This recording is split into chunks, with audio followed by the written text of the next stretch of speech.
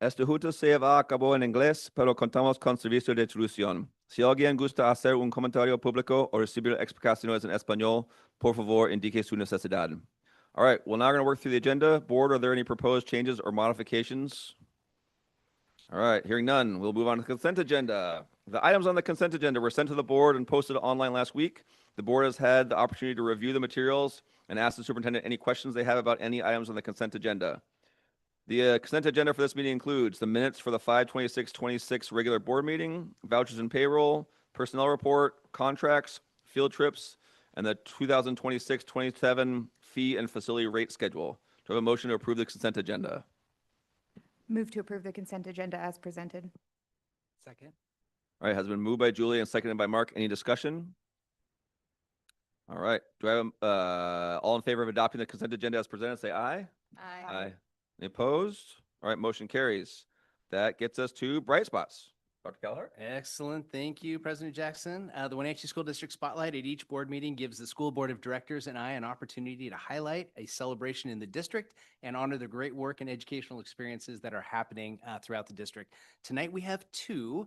So the first one, we have special guest, Dr. Michelle Price, and her board member, Susan Albert from the ESD, to present a special award. So thank you both for being here tonight. Yes, if you could join us at the podium over here. Thank you. Oh.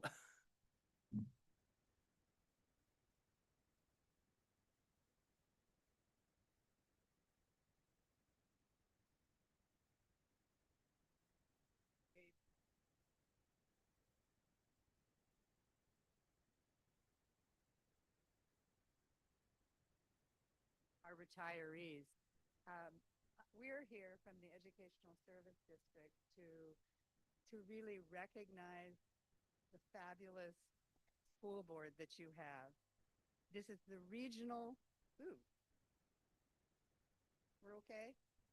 This is the Regional Board of the Year for Chelan County, which says a lot because there's a lot of great districts in our area, but this board has really stepped up in a very challenging time.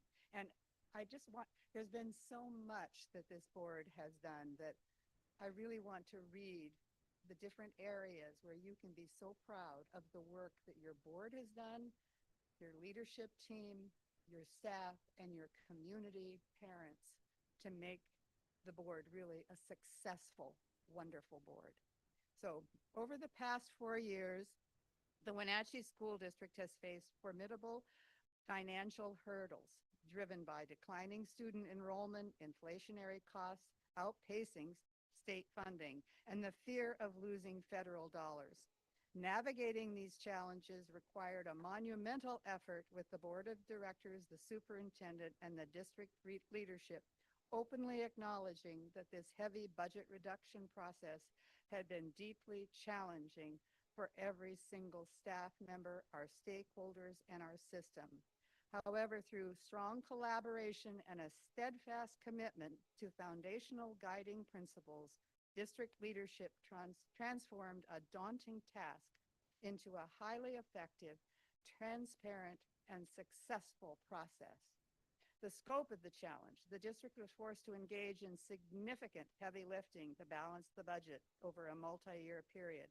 The initial projected reduction spanning 4 years from 23-24 school year through the 26-27 school year totaled a staggering $21.5 million.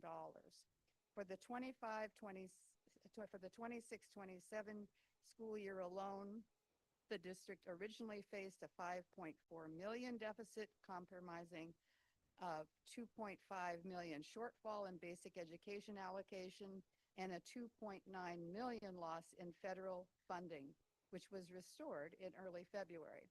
A foundation of collaboration, the board budget committee and core principles, a critical turning point in managing this multi-year crisis, was the establishment of a dedicated board budget committee during the 2022-23 school year to increase the collaboration and guidance from the core.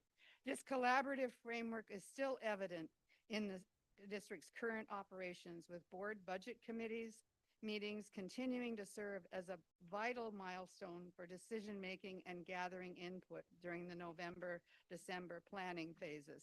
I think I'm going to cut through this slide. I'm seeing everybody kind of, but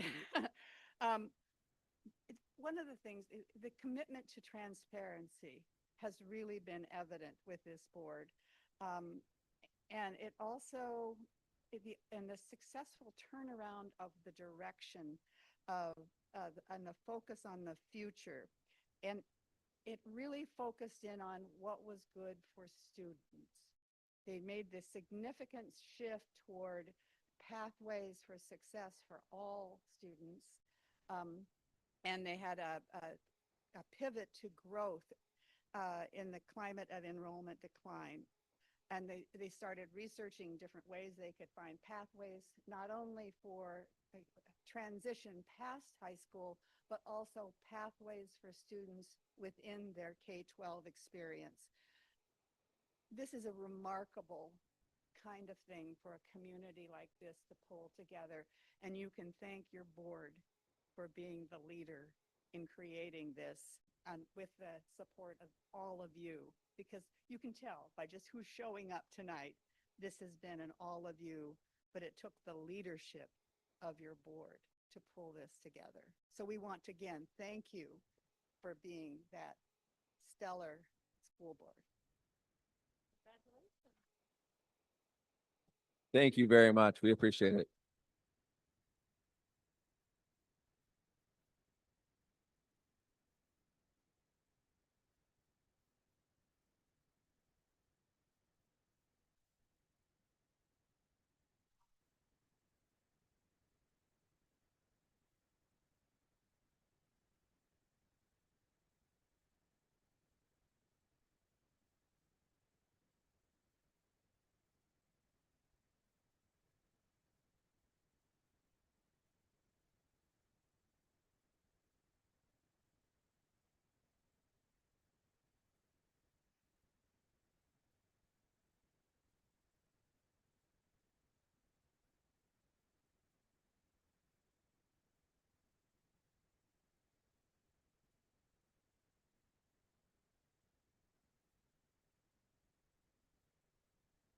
Thank you, Susan, and thank you, Dr. Price. We appreciate your time and commitment, and thanks for joining us this evening.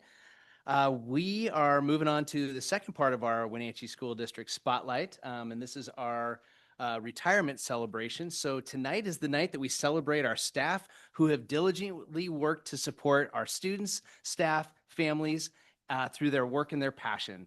And so tonight, no matter what the role that you played in our system, your efforts and what you have poured your hearts and souls into has been critical in shaping young minds, fostering love of learning, and nurturing the potential within each student. Your commitment has spanned years, filled with countless late nights, early mornings, and unwavering passion for the education of our youth.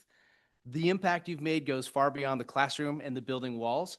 You've been mentors, you've been confidants, you've been pillars of support, leaving a mark on generations of students, faculty, and staff.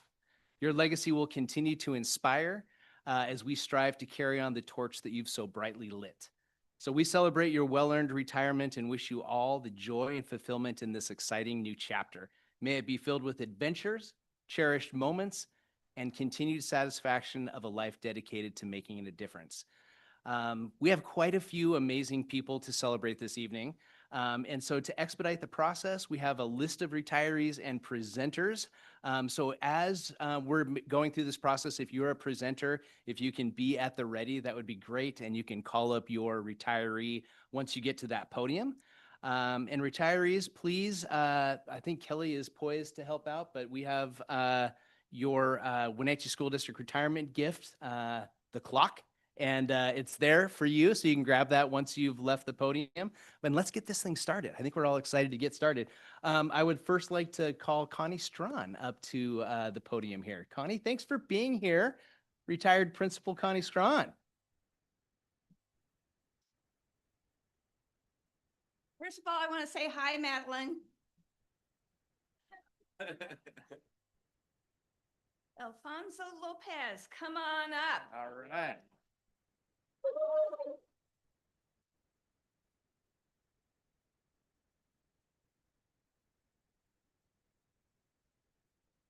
Are you ready? No. Think so? I'll try and keep it clean. Well, first of all, Alfonso is very much an educator and an advocate for education. He not only worked from a para to a teacher to a principal to a building administrator, got his superintendent's credentials. He put his 3 boys through college. Julio graduated from Western, Mauricio graduated from Central, and Yvonne graduated from the University of Washington. And he's sweating now. And he also, his wife graduated from Wenatchee Valley College. Sometimes you meet people and talent just oozes out their pores. This is one of those people. We were able to honor his excellence in a number of ways. First of all, I nominated him for the Krista McCullough Award from the state, and he was chosen from our area. I can't remember, did you get any money? Not that. When I got it in 1989, I got $1,000. Then people heard about him, and the next thing we know is that John Gordon is calling me, and he said, "You're not going to believe this, but one of your teachers is being nominated for the Milken Award." And I know he got money for that because it was $25,000. And he got that award. There's only 2 people selected in the entire state. And my husband and I had the pleasure of accompanying him and his family down to Los Angeles, where he was able to receive that award. And I think you've got it in the restaurant, right? Oh, the house. Well, you should move it to the restaurant. Alfonso, so everybody can see it. Then he went on, and I'm pretty sure this is in the restaurant. He went on to get the Principal of the Year for the state of Washington. Now, I want you to know I retired 20 years ago so he could take over. So I am so proud of him and all that he has accomplished. He also is just wanting to give back all the time. And you may know that he started a soccer program for kids. And that keeps growing and growing, right? And he's going to continue it after he retires. And he's put his own money into it. And then businesses have sponsored. And that's a great gift to our community. I'd also like to say that Alfonso is stubborn. And one time at school, he knows the story. One time at school, I got a phone call from his beautiful wife, Maria. And she said, "Connie, you have to send Alfonso home. He's sick. He's really sick." And so I went down to his room and I said, "Hey, buddy, come on. You need to go home." "No, I'm fine. I'm fine." I said, "No, you're not. Maria just called me." So he got sent home. He's done many wonderful things that I'm sure that I failed to mention. I just want to say that one of the greatest gifts is my family has become so close to his family that Alfonso is like my brother.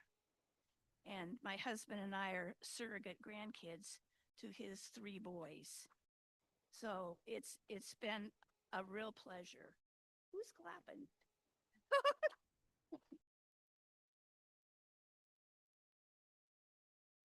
So, with great pleasure, I present you this certificate, and you can pick a clock up. I got one 20 years ago. It's not working anymore, but I hope you have better luck than that. Connie, careful, careful. Hot mic. Gosh, careful. Battery operated. Oh. Changed it. I would just want to say one parting thing is after the award that you all got, I'm just sincerely very sad that our district is not even going to have one librarian. Very sad. Thank you. Thanks for coming in, Connie. We appreciate it.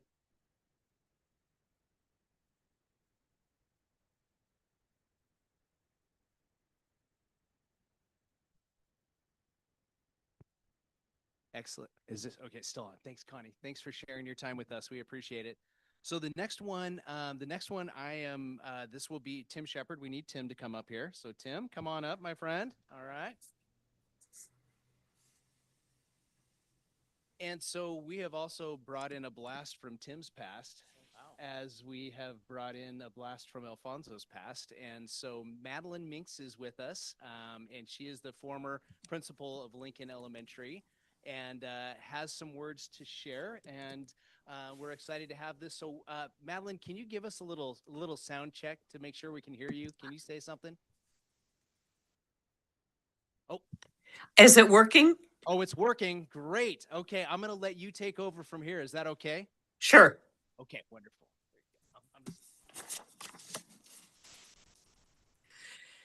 Well, it's an honor for me to speak on behalf of Tim Shepard, whom, as you know, is retiring this year. A little history. In 1990, I began my career as the principal of Lincoln Elementary. My all-time favorite job in 47 years of public education. During that journey, I met Tim Shepard, who in late 1994 was substitute teaching at Lincoln, and for the next year was hired and team taught third grade with Carol Sherritt and Mary Dorr. He left this position for 1 year to serve as the district math coach and returned to Lincoln as the principal. In 2024, when the district determined to close Columbia Elementary, Tim decided to help make the transition a little easier for the district and took on the challenge of becoming the director of the federal grants and special programs, a job which he loved. Here are 5 important statements from staff members who were at Lincoln during Tim's tenure. First, a kindergartner once called him the shepherd, and indeed he was a leader to all. He was an early morning go-getter, often the first person in the school building. His attention to detail did not go unnoticed, especially when celebrating his team at the annual holiday staff luncheon. The anticipation of the menu and elaborate decor made us all giddy like little kids. If you ever taught with Tim as a colleague, you knew his classroom was decked out with colorful frogs. And as principal, his office was a mini Disneyland. His spaces were always warm and welcoming, just as he aspired to welcome students, families, and staff. Third, Tim's retirement is well-deserved after his years of service to the Wenatchee School District. He is a very special and gifted man who has a heart of gold. I learned so much from working with Tim. Fourth, he laughs, jokes, takes his responsibility seriously, and knows how to get the job done. He definitely has the leadership skills and is a friend to all. Fifth, he dedicated his career in education to serve students and colleagues. I could not be happier for his retirement, knowing he will spend treasured moments with his children, grandchildren, countless hours walking the beach, and catching never-ending sun rays vacationing with Karen. I personally admire the reality of Tim dealing with COVID, as well as the Lincoln remodel and over-the-top celebration of the opening of the new Lincoln Elementary School. Before my final Tim comments, I'd like to wish the best to Alfonso Lopez, Megan Collins, and Sharon Osborne, friends of mine. In closing, I again thank you for the honor provided me to publicly celebrate Tim's retirement. Tim has the unique ability to bring out the best in those around him.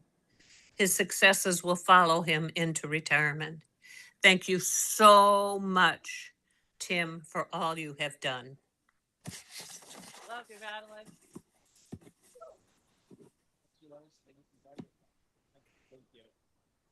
Thank you, Madeline. We appreciate you joining us tonight. My pleasure.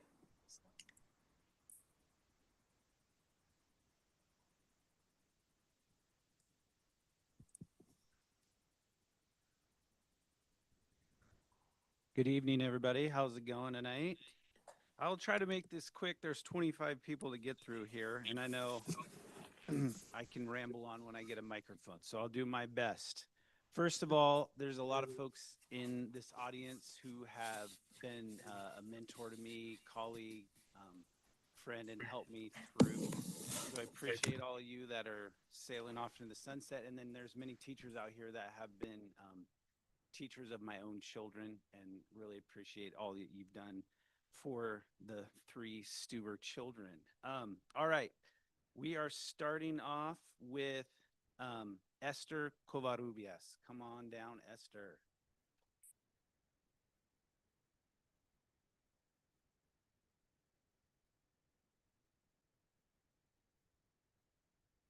I don't usually wear a tie, so it was very odd to show up to the building this morning in a tie. Esther retired in January. She was not there this morning. And no one said, "Ay, señor, que guapo," which is usually what she said only when I wore a tie, which is like twice a year. So I did miss you this morning, Esther, but not the only time that I've missed you. Esther has been a parapro for 33 years, and she is like a pillar of this community. She started at Columbia, obviously. She followed me to Lincoln, thankfully, and she is special in just that she's known throughout the community. I could always count on her to call parents, and she would take care of it because she knew them personally almost all of the time, and she would just handle that no problem. Esther was a teacher, I think, before that in Mexico, and you could really see that in how she taught kids, ran small groups, and also sometimes bossed me around in a way that I really appreciated. Whenever something was that needed to be fixed, she's like, "Well, you tell them, you're the boss." And I was like, "Well, you're telling me, so who really is the boss here?" But it has been, I mean, everybody that knows her has been blessed by her presence, her friendship, her leadership, the way that she treated kids, the way that she is revered in this community, and she's earned that spot by how she's lived her life every day and how she lived it in Columbia and Lincoln Elementary. So I do miss you. I'm still going to miss you next year. Thanks, Esther.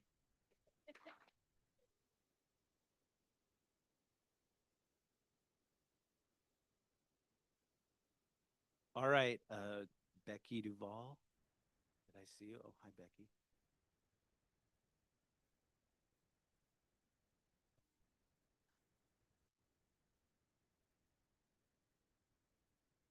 Becky is been a para at Lincoln for 13 years, and I've gotten to know her for the last 2. And I have to say, it's a real honor to recognize 2 of my people today that are paraprofessionals. You know, obviously they don't make as much as teachers, but they are essential to what we do with students. And Becky is no exception. She is a fantastic educator. She is not someone that's just watching kids at recess or making copies. I mean, she is a teacher of students. She's with them every day in small groups. She's exceptional with how she teaches them and what we need her to get done and how she responds to students. Let me read just a few things that were written about her. Becky is very dependable. We can always count on her to not only show up, but be prepared for the groups that she instructs. She's exceptionally patient. She seems to have an endless amount of patience, especially with our super fun friends that need a little extra care. She's willing to do anything that's asked of her, and she always responds with a quick, okay, whatever is needed. Becky asks questions if she doesn't know, if there's something in her instruction or that she needs help with. She doesn't hesitate to ask for more training or guidance. She's loving and kind to all students and staff, and not only asks how you are doing, but thoughtfully listens to whoever she is speaking with. Becky can be found every morning standing in the middle of the hall waiting to greet each student with a bright hello and encouraging words for the day. And the one thing Becky also you can count on her for is every day, every recess she's out gathering up all the equipment and putting it back, not because anyone told her to do that, just because that's the kind of person she is. We are really going to miss you at Lincoln Elementary. Thank you.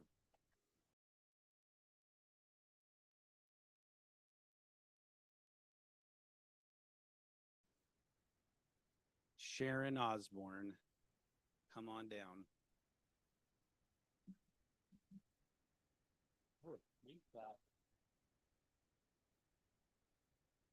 How long have you been at Lincoln, Sharon?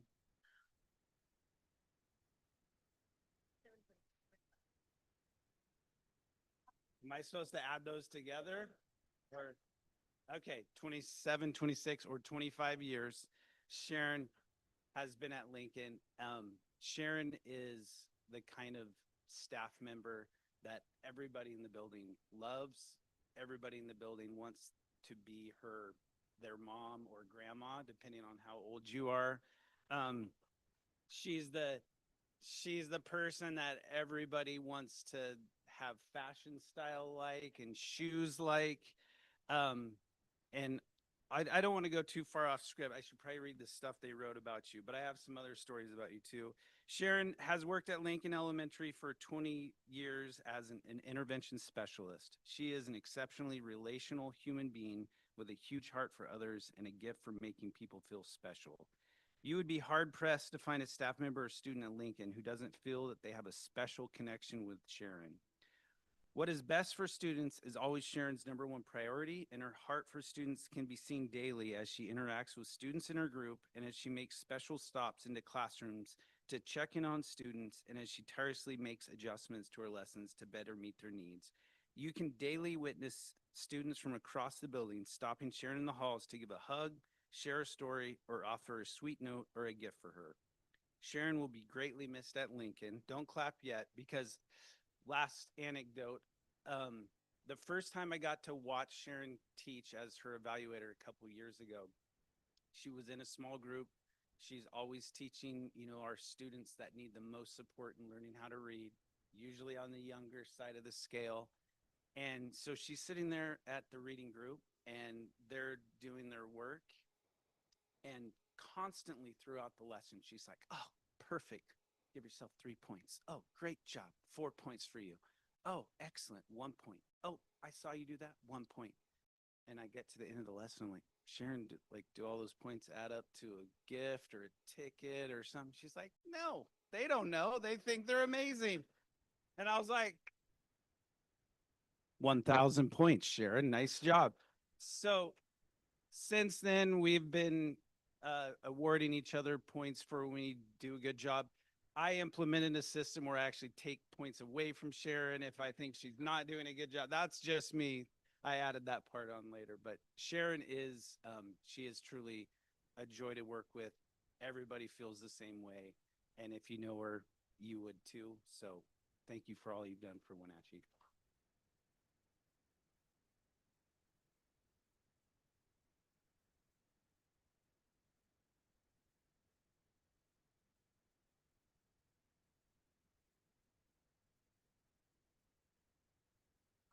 Come on up.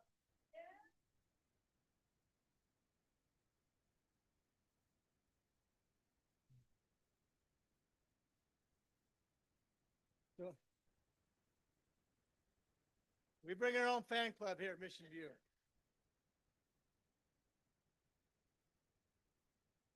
So I'll start by saying Sandy and I came to Mission View at the same time, years and years ago. I think I was hired on day one. I hired her on day two. So last year, she decided she thought she might retire. I said, Sandy, please give me one more year. One more year. I got it out of her. So we're going to go out. We came together. We're going to go out together, right? So it's customary for Mission View teachers, parapros, that we do a poem. So I'd like to do one for Sandy today. For Sandy Hawks, Mission View's MVP. 24 years have come and gone, yet Sandy's spirit has carried on. Through sunshine bright, winter snow, and smoky fall days, she's been the heart of Mission View in countless special ways. She started part-time years ago, helping children learn and grow, leading after school with care and pride, always with students by her side. When changes came and programs grew, the YMCA took over too. But one thing Mission View knew was true. We simply couldn't imagine losing you. So Sandy stayed, and what a gift. Her steady presence gave us a lift. Day after day, year after year, she brought kindness, calm, and cheer. In a world where consistency matters so much, Sandy always provided that dependable touch. With remarkable attendance throughout the years, she was a constant presence that brought comfort and cheers. Students and staff knew they could count on her each day to greet them with kindness and help light the way. Her commitment to Mission View was easy to see, a shining example of reliability. While others taught within four walls, Sandy answered playground calls. A scraped up knee, a friendship strain, a game gone wrong, a child's small pain. She handled each with grace and care, making sure every child knew she was there. A listening ear, a watchful eye, always helping spirits fly. Thousands of students have crossed her path, shared a smile, a joke, a laugh. Many have grown and moved along, yet Sandy's impact remains strong. She knew the names, the stories too. Oh, the stories. The little things that few others knew. The child who struggled, the one who shined, she somehow kept them all in mind.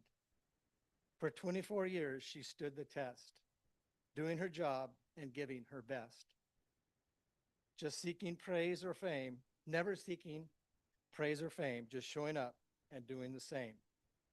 Caring deeply, leading well, creating stories will always tell the kind of person every school needs, quietly planting countless seeds. Mission View has been blessed indeed, for Sandy gave more than duty required. She gave her heart, her time, and her care, and made our school a better place to be there. For 24 years, when children raced onto the playground, there was comfort in knowing Sandy would be found, watching, guiding, encouraging each child she could reach, teaching life lessons without ever needing to teach. So today we celebrate all you've done, the life you've touched, the battles you've won, and through the years have quickly flown, the legacy of Mission View has surely grown. But when people ask what made us thrive, why students felt safe and come alive, one answer always rise above. Sandy Hawks, 24 years of dedication, kindness, reliability, and love. With heartful gratitude, Jeff Jager, Donna Lamone, and the Mission View family. I got something else for you. I'm going to carry these to your seat with you. You take your.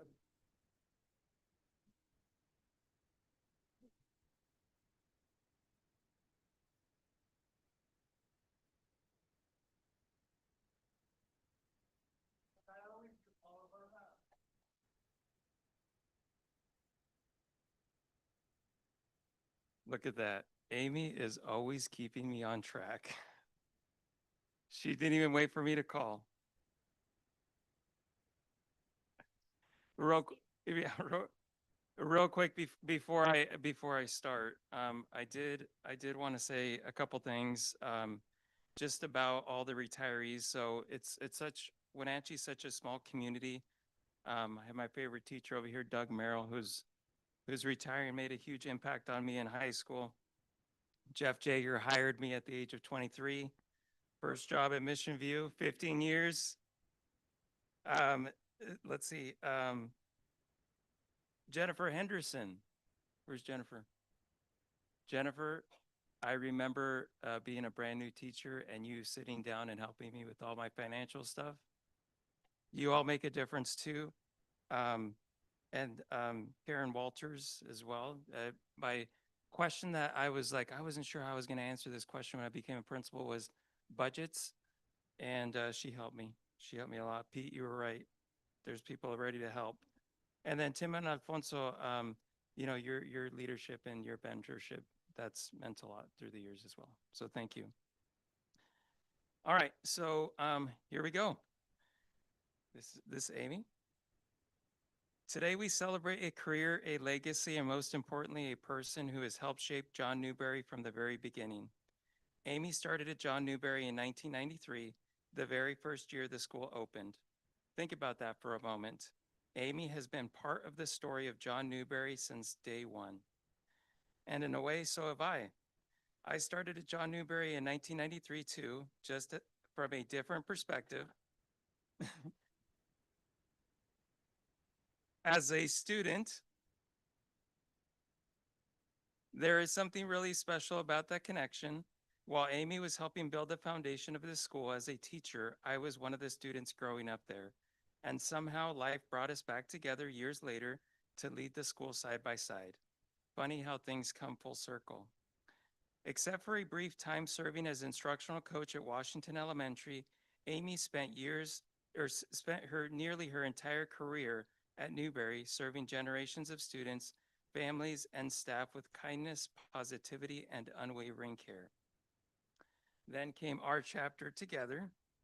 5 years ago, Maria, I remember Maria was with you. We stood by the canal talking about waiting for the call that would eventually bring us together. And I remember you saying, well, maybe they don't want us. Maybe we're not fit out for the job.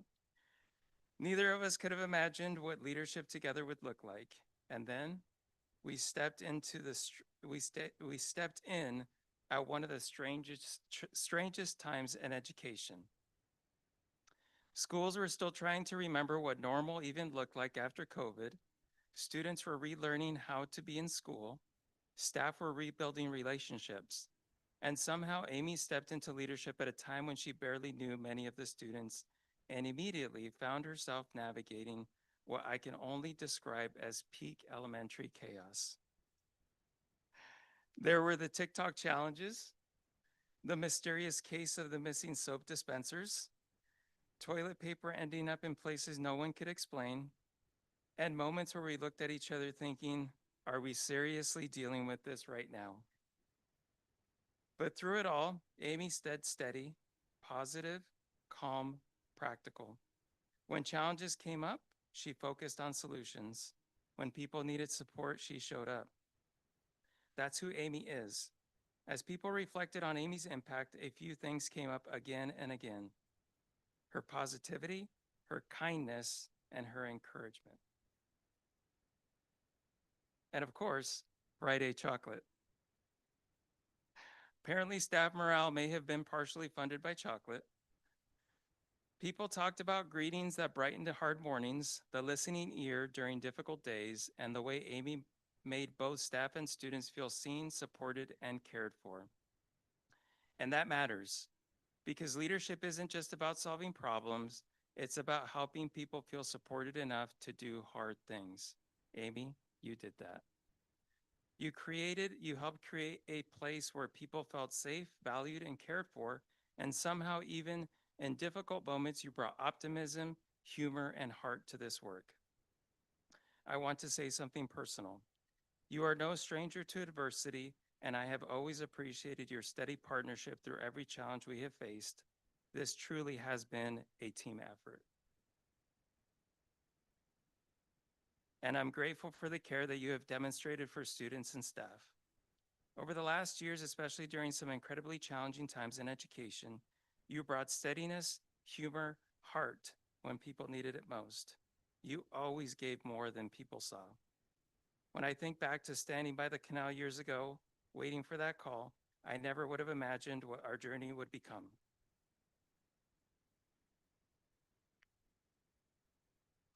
But I am incredibly grateful that we got to do it together. Amy, you have earned this next chapter. Now I have to hold on a minute. I have to be able to read this. No more rushed mornings. You actually get to dry your hair. Amy wakes up early, goes to the gym every morning. That routine has not changed. So no more radio emergencies, no mystery situations, just time. Time for family, time for grandkids, time for biking, hiking, skiing, traveling, and all the adventures ahead, and maybe chocolate on days other than Friday. Amy, thank you for your leadership, your kindness, your humor, and your heart. The impact you leave behind will last for a very long time. Congratulations on your retirement. Enjoy every moment of this next adventure. You have absolutely earned it. Thank you.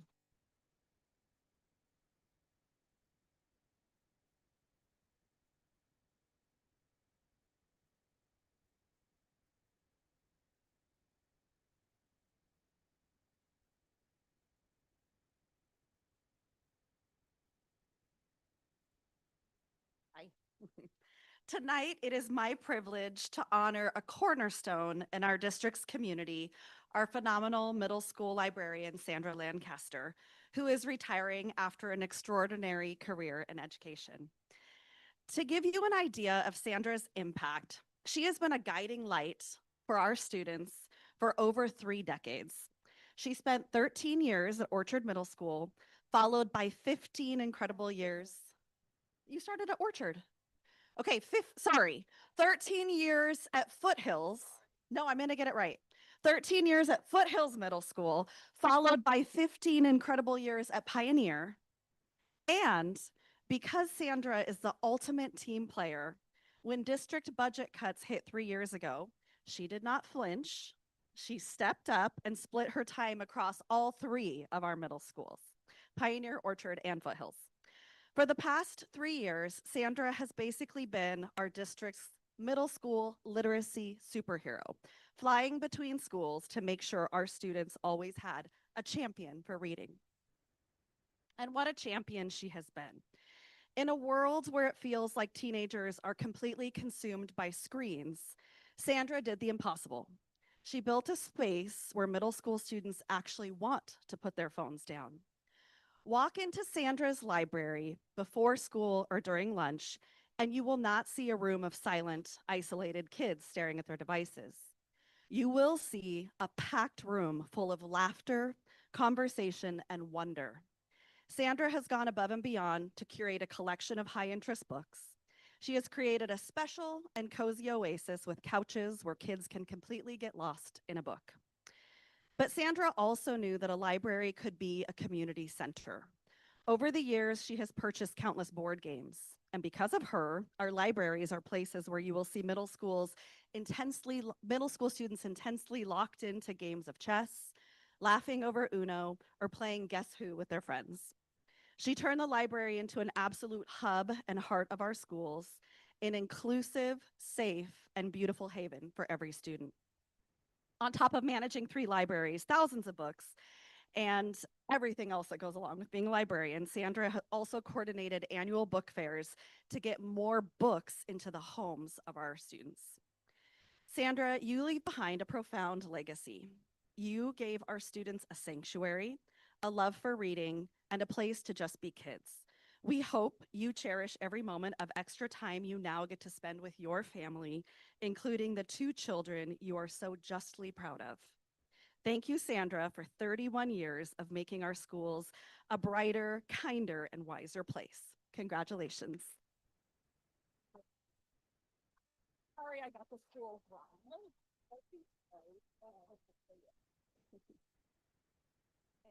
Carolyn Darcy.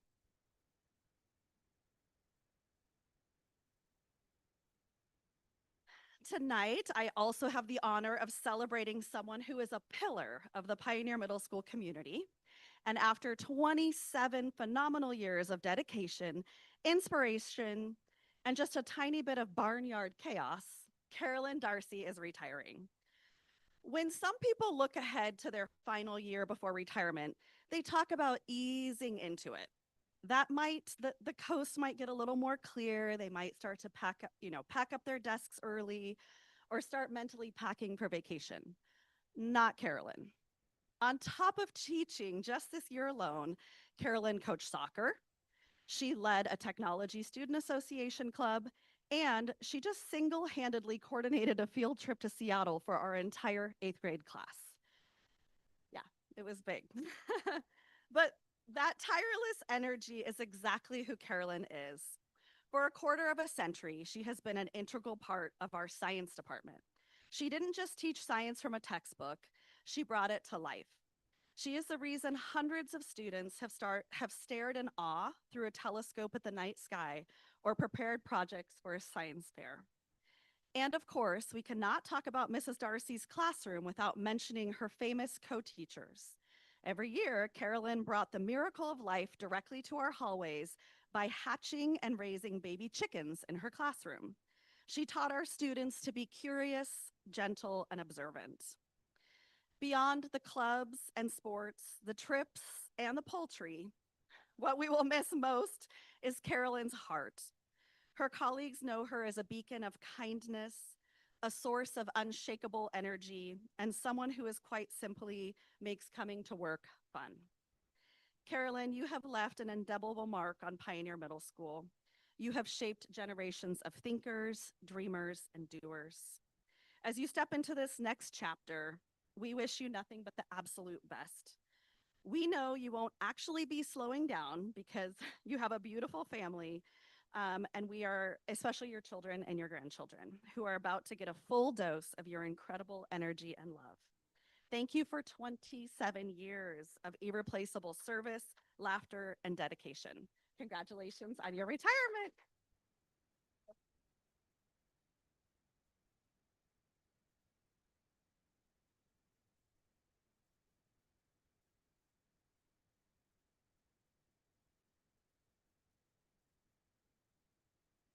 Mr. Perman, can you please join me up here? There he is.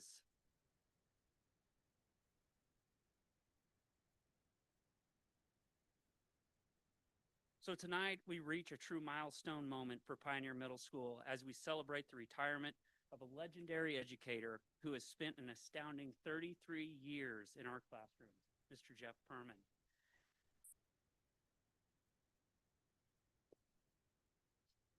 Perman started his journey 3 decades ago as a science teacher with a biology degree, but somewhere along the line, the numbers called to him, and he spent the majority of his career as our resident 8th grade math and algebra wizard. To survive 33 years of teaching middle school math, you have to have some unique strategies.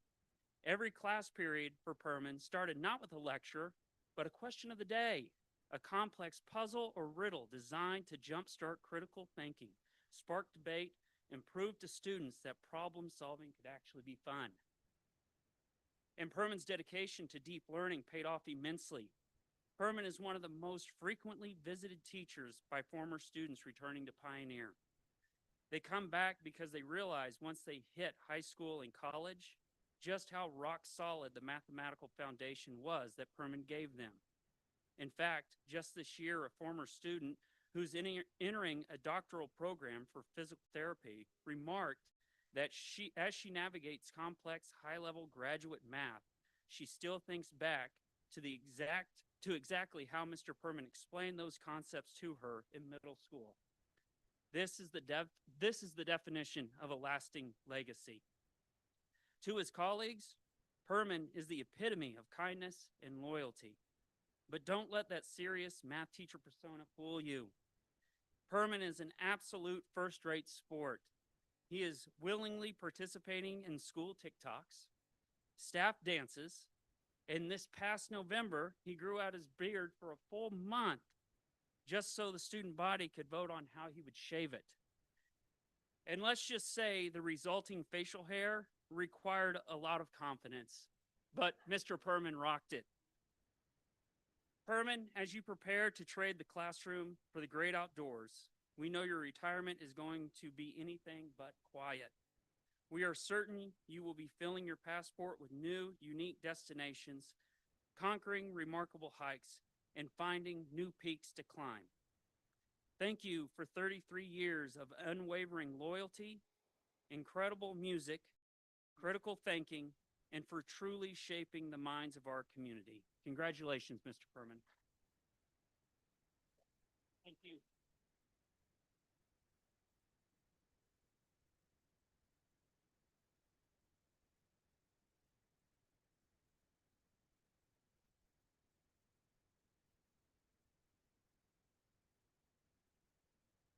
Good evening. I'm going to move this down.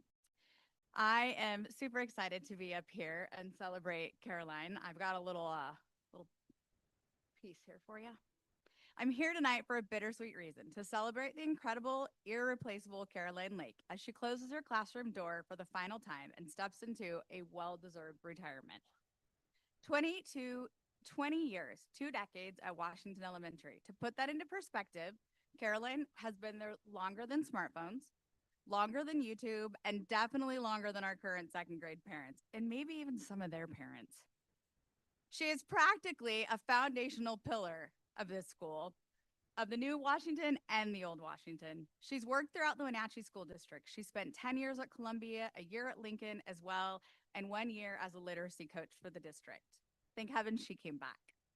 Caroline, you've spent 32 years surrounded by sticky fingers, lots of recess drama, and the phrase, "Teacher, I don't know what to do," repeatedly, probably about 4 million times. You've survived 30 plus years of indoor recess on rainy days, helping kindergartners put on snow gear, and for that alone, you should win a Medal of Honor. But jokes aside, here's some math to think about. 20 years of classes at Washington means roughly 500 children have passed through your classroom door. 500 lives shaped by your patience, your high expectations, and your warmth. You didn't just teach them to do 2-digit subtraction or how to read chapter books. You taught them how to be good humans. You taught them how to share, how to dust themselves off after a fall, and how to believe in themselves when the concepts were too hard.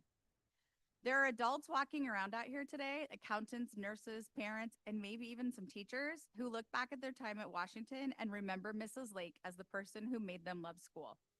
This is a legacy that very few careers can claim. You haven't just clocked into the job for 32 years, you've poured your heart into the future. The staff at Washington Elementary, she's our mentor, a confidant, and the calm in the middle of many educational storms. When policies changed, when curriculum shifted, I could always count on Caroline to say, "Don't worry, the pendulum will shift the other way." It will come back, I promise. It always does. Caroline, as you step into this next chapter, I wish you many mornings where you don't have to set an alarm. You don't have to arrive to school at 7:30. I wish you many days of fun, enjoying your family. I also hope Randy remembers to give her time home alone. As a fellow law enforcement retiree wife, I understand. And days where you never have to say, "Keep your hands to yourself," ever again. Thank you for your dedication, your grace, and your 20 years of love for Washington Elementary. You will be deeply missed, but your impact will stay in our hallways forever. Thank you. And another monumental moment. Happy 60th birthday, Randy.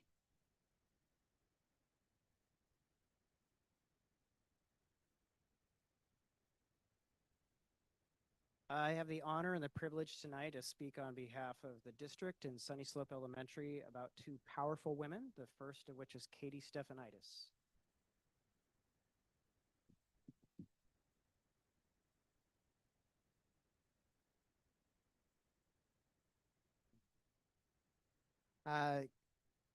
Katie has served across the Wenatchee School District, stepping into a variety of elementary roles in schools with seamless adaptability that few possess. To her colleagues, she has been the ultimate teammate, always kind, fiercely supportive, and a constant source of encouragement.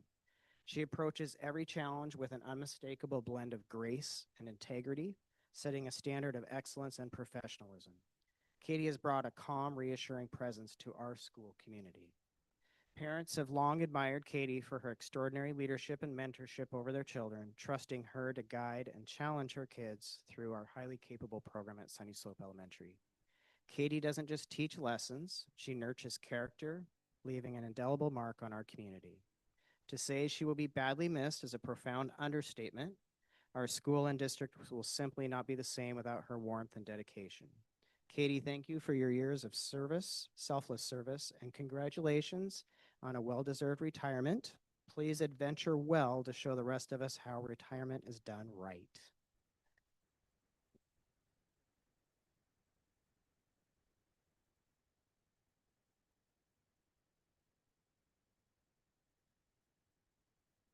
Powerful woman number 2, Memory Vischer.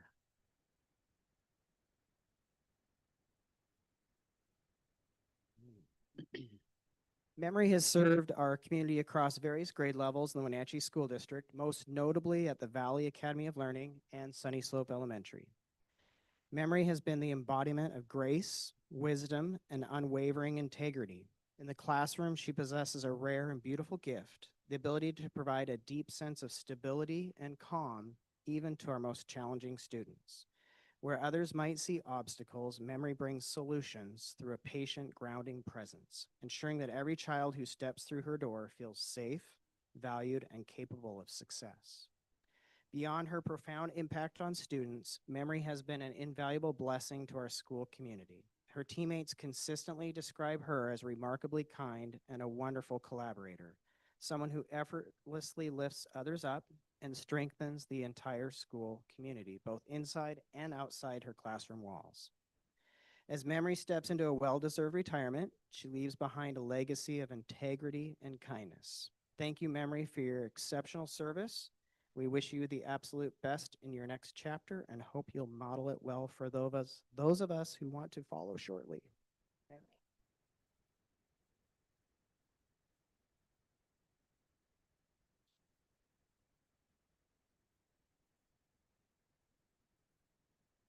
Great. Mike, can you come join me?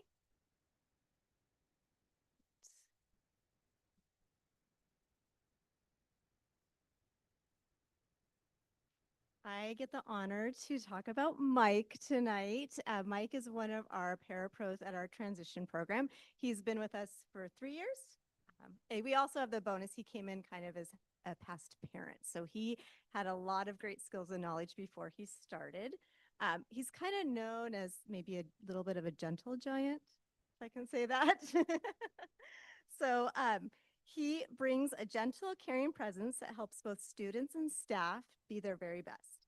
Mike has a unique ability to honor individual differences while providing the balance of support and encouragement, allowing students to build independence and confidence. He comes to work every day with a smile, a positive attitude, a genuine commitment to those around him, both staff and students. While we will greatly miss him in the transition program, we are excited for him as he begins his next big adventure and wish him nothing but the very best in this next chapter. Congratulations.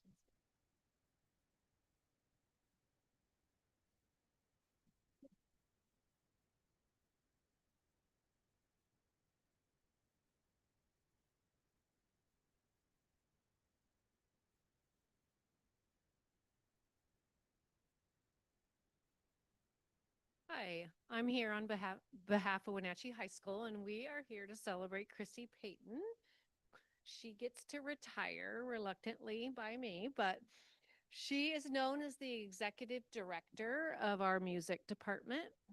Um, Her positivity, heart for service, and willingness to do what it takes to keep 4 music directors and their programs on track is not an easy task.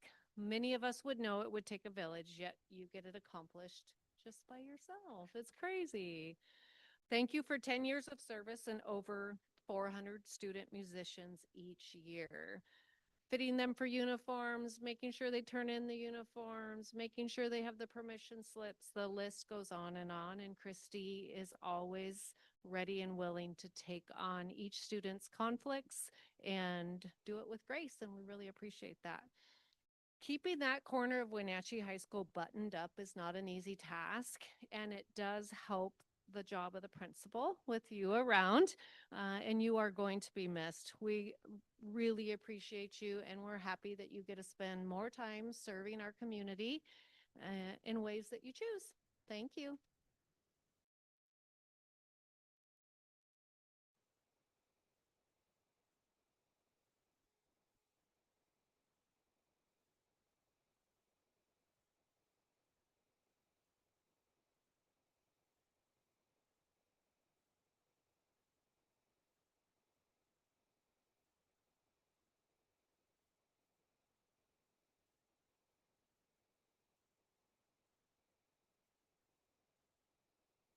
All right, we get to do Brenda's favorite thing right now. So she's very excited. So I have the pleasure to talk about Brenda. So Brenda is a paraeducator in our CTE department at Wenatchee High School. And there's a few words that come to mind when I think about her time in the CTE department. And one is supportive, not only supportive of the students in their work, but she helps them build confidence. When she approaches her work every day, it's not just a task. It's not a task-oriented deal. It's around really instilling the confidence in that student to see themselves being successful. A genuine belief in their own potential. That's whenever you talk to her outside of the classroom, that's one of the most important things for her. And we're going to miss that, and that we're very appreciative of that. She's always looking out for how students can be served better. There's oftentimes that we'll be doing something, whatever it is, and then a little while later, Brenda will come to me and say, "I have an idea. I'd like to share a thought with you. Do you have a minute?" And I appreciate those times. She's very thoughtful in how can we make things better for students. One is an anchor. She's an anchor, especially for our ag department, and the support that she provides them and the dependability that she brings every day. Stepping up to tackle projects outside of the classroom, whether it's plant sale or it's floral projects or you name it, there's a lot going on. And she's always there to step up to the task and help the team with whatever that is. So we're not going to be the same without you. We're going to miss you. Could not be happier for you and the adventure that lies ahead. So thank you very much and congratulations.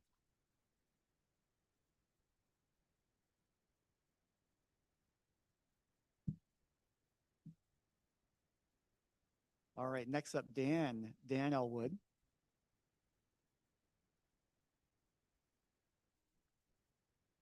You haven't figured it out, they're together. So a little bit. Go Cougs. So Dan has had, I don't know the exact number, over 42. So 42 years in agriculture education. Yeah.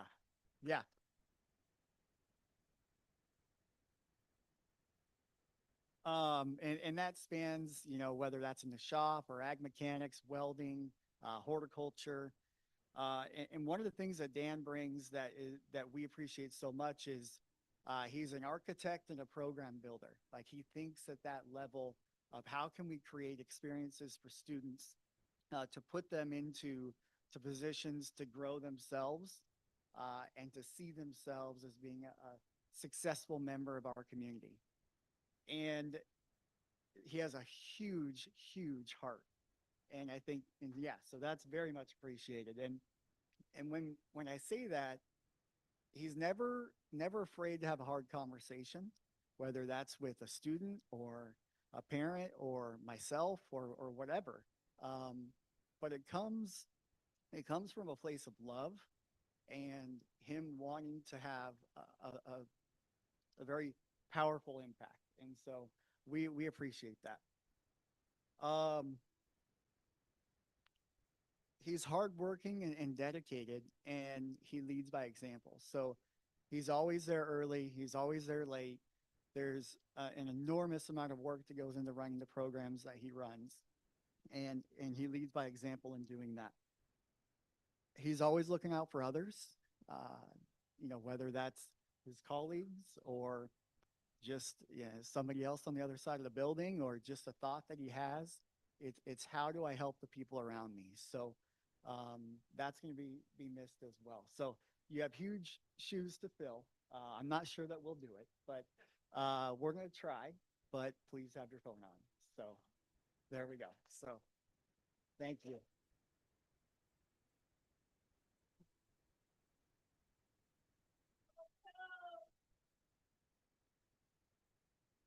Doug Merrill.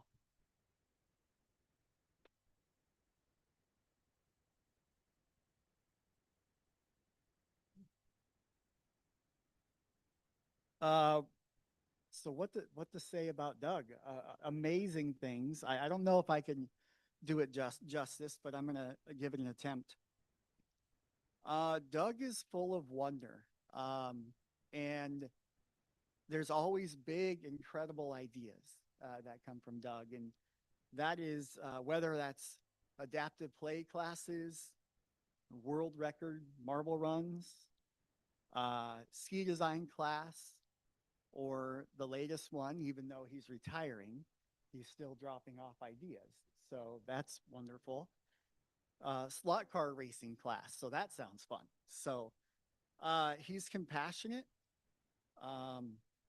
looking to support others and meeting them where they are. And I think, one of the things that when you talk with Doug, what stands out to me is his ability to see you or me or whoever it is and engage on such a human level, to really feel seen and connect around an idea or a project or whatever the thing is that you're talking about.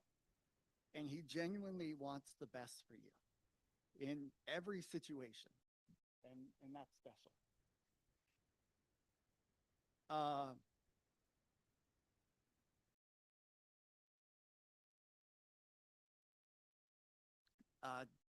It's a little hard actually for me. I've looked up to Doug, and so thank you. I'm going to stop with that, but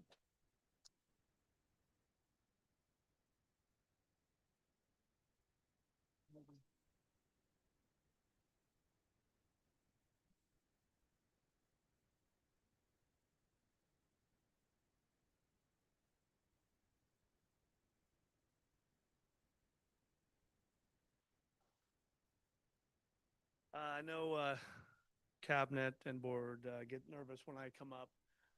Lindy, you should be. But first and foremost, I came in tonight thinking, wow, Lindy, congrats. But it's been, I just want to give a shout out. I'm looking at Karen. I mean, she's like, don't talk to me. I said, hey, Wadikas, you want me to? No, she said no. But I want to share out something. 2000, back a few years, I got to be a part of this district. I was hired as a para. And as I look around, it blows my mind. I mean, I remember coming to Doug. Should I go into admin? Probably not. But, sorry, I'm going to be. But with all sincerity, the amount of just true educators, people who have loved, who are supportive, not just me, my kid, and everybody here. My whole thought about tonight is a little bit different, and so I'm gonna get through this. But I just want to say thank you, really, really, really, from Pioneer people. I'm like, it's amazing. Okay, anyways, we're gonna move on. So this is kind of a full circle. Again, when I go back to 2000, early 2000s, Lindy, like you and that amazing husband, because Ron, it's a package deal, and I know it, and I got a lot of stories I won't share. But the reality is Lindy actually invited me and my wife in. She was one of the first couples that we actually got to meet, which goes back a few years. I know, and I know, and she was mothering me then, as she has now. But I just want to say that meant a lot. I was able to get her into the tech center. First and foremost, she's not just been at the tech center. She was at Kashmir. She was a coach, assistant. I mean, you've done it all through the years. And so again, I know you're retiring out of Wenatchee, but she has served students and our community very well. She was with transitional and special education, which I got to see her firsthand in our building. And I was like, yeah, that is a heart. And that is truly what I look for when we're hiring. And you showed it. I will also just say, as we've gone through the years, at the tech center, we're pretty small. It is do what you can. I just grab people and say, do this and do that. Some of the jobs, you have, yeah, she knows how to mechanic, cosmetology. She's amazing. It's awesome. She's actually, and Ron's always said, calm down, Pete, let her get home. And I'm like, yeah, I will when I'm done. But the reality is she's also embroidery. She has learned things that I'm always like, we have this cool thing. Can you figure it out for us and for our staff? And you've always stepped up. Again, it's not over for her because she's actually going to come help us during summer school, right? Yep. And then, but wait, there's more. We will be calling her back to hopefully sub when we need an extra something. But Lindy, I do want to say thank you. You've been amazing for students. You are super kind. You have helped guide me in my endeavors and growth, which we all know I need a lot. But again, thank you very much. And Ron, thank you very much, sir. I have to say something. No, you don't. I have to say something about him. He came to me and he says, can you teach me how to use that embroidery machine? I said, no, Pete, I can't. It took me 6 months and he wanted me to teach him in a day.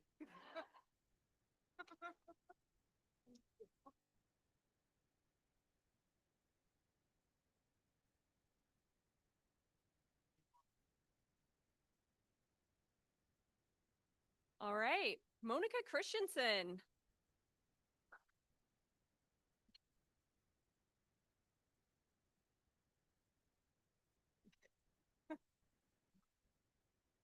I know that it might seem fairly unusual for the HR director to be celebrating and honoring the union president.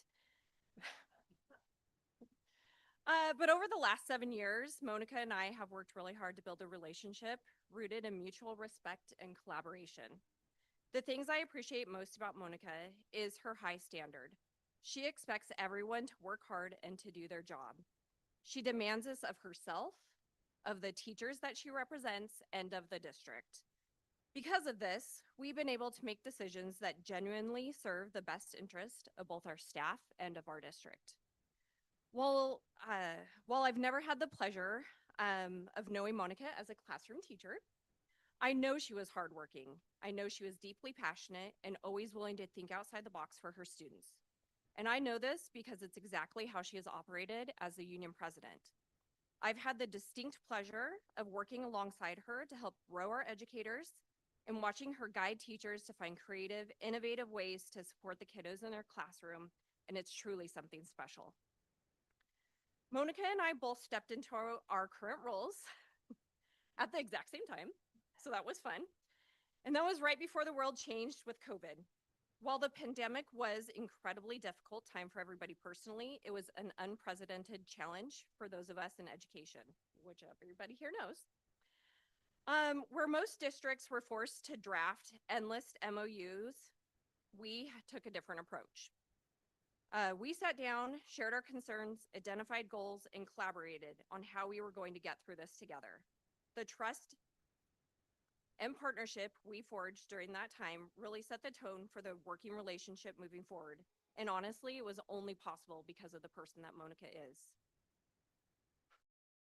I truly believe that having Monica at the helm of Wenatchee is the reason our district has successfully weathered the storms of COVID, a school closure, and multiple budget reductions. She has been a steadfast partner, a brilliant collaborator, a natural problem solver, and a creative thinker. It has been an absolute honor to work alongside her through all the challenges that we have faced. I will miss hearing about her kids who are all here and her new additions to her family, bouncing ideas off of her, but mostly I will miss the support that she has brought just me and our entire district. So thank you.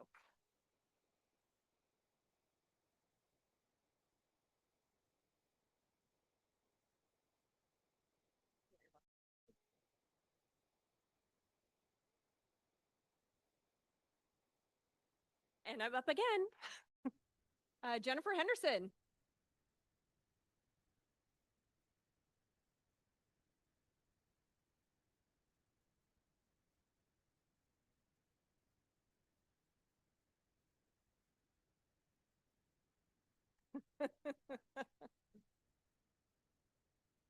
Oh, what can I say about Jennifer? From the very first day that I started at Wenatchee School District, I knew that we were going to hit it off. Over the years, I've had the pleasure of working alongside her in multiple capacities. In every single one of those roles, she has proven herself to be remarkably hardworking, fiercely honest, and a total smartass, which, to be honest, is one of my favorite personalities. For the last 6 years, Jen has served as our payroll director. Before stepping into that role, she spent the majority of her years as our payroll specialist, a job I bet she thought she'd be retiring doing. But today I want to focus mostly on the most successful and probably the most challenging years with the district as a payroll director. The amount of respect I have for this woman is truly immeasurable. What most people probably don't realize is that Jen never actually wanted to be the payroll director. She was not chasing that title. She was not looking for more responsibility. But when we found ourselves in a tough spot, unable to fill that position with a qualified person, Jen stepped up for our team and our district. She came into my office, and I literally think she leaned against my cabinet and said, "If I have to do it, I will." And that's all it took. Taking on the payroll director role meant steering our district through some of the most turbulent times we faced. Payroll is a thankless job. When everything goes perfectly, nobody says a word. But the moment there is a glitch or an issue, it is a crisis and it has to be fixed immediately. When Jen took the payroll director job, there was no training, there was no soft launch, but there was 2 weeks before the payroll deadline. And there was no replacement for her current role, so she did both. I have never, and I do mean never, seen anyone work so hard. The statement "work so hard" is even an understatement for how hard she worked. Specifically, the first few payrolls when nobody could help her because we didn't know what to do. During her years as payroll director, Jen faced regulatory changes, specifically the dreaded PFML, software headaches, and stressful and very tight deadlines. Yet she's handled it all with professionalism and her humor. There may have been a few tears that we won't talk about. She proved that you don't need a fancy master plan to be an incredible leader. Just grit, the heart for the people you serve, and willingness to roll up your sleeves when needed. I know I speak for our entire team and likely the entire district when I say that you have been the pillar holding our department together. We are so happy for your retirement, kind of. But truth be told, we are going to be left with a massive hole in our team.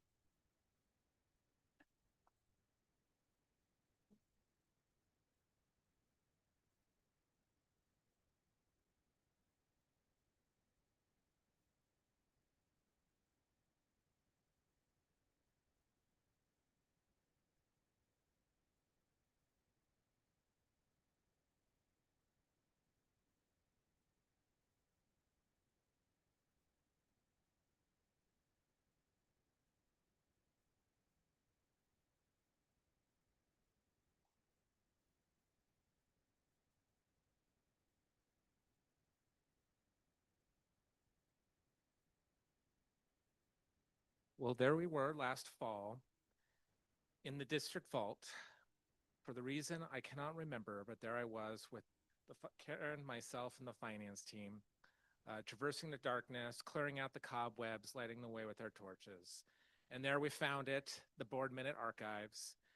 And there, 1993, pulling it out and blowing off the dust, we turned to September of 1993 and found the consent agenda.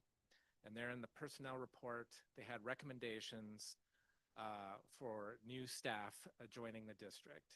And some of them joined, some of the names I perused them, jumped out. There was Janet Hill, our student support specialist who retired last year. There was a certain Bill Eagle who was joining as math teacher at Wenatchee High School. But right above Bill's name, there was Karen Walters, who was recommended to join the district central office as accounting assistant. And for over 30 years, with a brief sojourn at the ESD, Karen Walters has been an amazing and steadfast member of the Wenatchee School District. I've had the privilege of working with Karen for the last 4 years, and I've really appreciated her collaboration, her work ethic, and her integrity. And one of the things I learned when joining the district is learning all the idiosyncrasies and the culture of the district and all the personalities and all the adventures we encountered over the last 4 years, whether it was surplusing vending machines or encountering inspiring art collectors or receiving head-scratching requests from the auditors. Karen was there to guide me and the rest of the finance team and the district in handling these situations.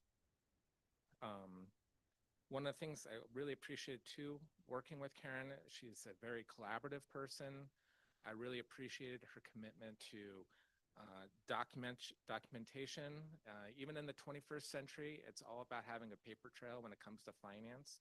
Whether it's actual paper or whether it's on a computer, you need that documentation.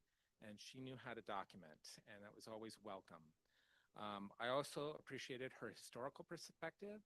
Whenever I came up with an idea or was bouncing things off of her, no, we tried that 15 years ago. Didn't work then, it's not gonna work now.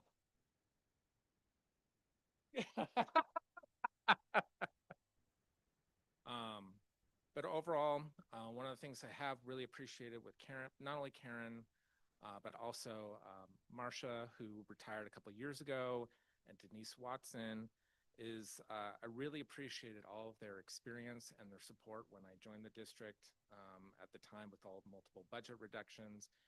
And having such an amazing team, amazing experienced team allowed me to focusing on the budget and on the long-term implications for the districts while they were able to handle the day-to-day finances. And I was able to support them I always could, but I felt like they were supporting me, especially Karen, during these last four years. So Karen, really appreciate your help. Congratulations on your retirement, and thank you for all your work. Yeah.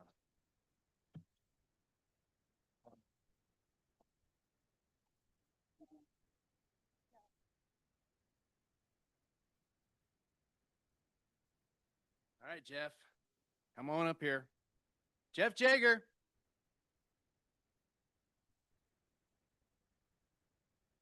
So I brought my back up too.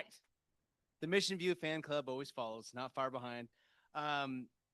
Jeff, thank you for being a mentor to me and a friend all these many years together. And as you saw earlier, Jeff does poems for Mission View. And so I did a poem for Jeff. This is for Principal Jeff Jager, A Legacy at Mission View. Take my glasses off here. For 24 years, you've walked these halls with grace, a beloved and steady leader, always in his place. Every student seen and valued, every child to belong, a culture built on kindness, compassion ever strong. From Terminal Avenue with the mountains standing near, you built a school where excellence and joy were always clear. Mission View has flourished under your devoted care. A thriving, fun place honoring every soul is very rare. You led not from behind a desk, but out among the crowd, modeling the joy of learning, making every moment proud. You set the bar up high and kept expectations bright. and reminded staff and students that great learning feels right. In professional learning communities, you planted every seed. The teachers grow together, and together students lead. You championed every learner and lifted every voice. You made Mission View a school where every child could rejoice. Yes, thank you. Inclusive, warm, and wise, you saw the whole child every day. You never left a student lost or struggling along the way. High expectations were your signature in art, a principal who led with both his mind and all of his heart. So here's to you, Jeff, as you turn this brand new page to mornings full of freedom and well-deserved new stage. You gave the school community your finest years, and Mission View will honor you with gratitude and cheers. The hallways echo with the laughter, learning, and love you gave, the standards that you kept, the countless students that you saved.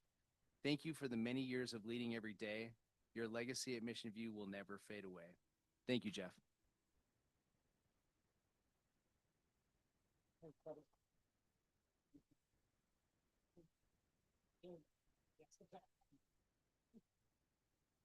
I love it. Okay. And last but not least, certainly, Kim White. Let's have you come up here, Kim.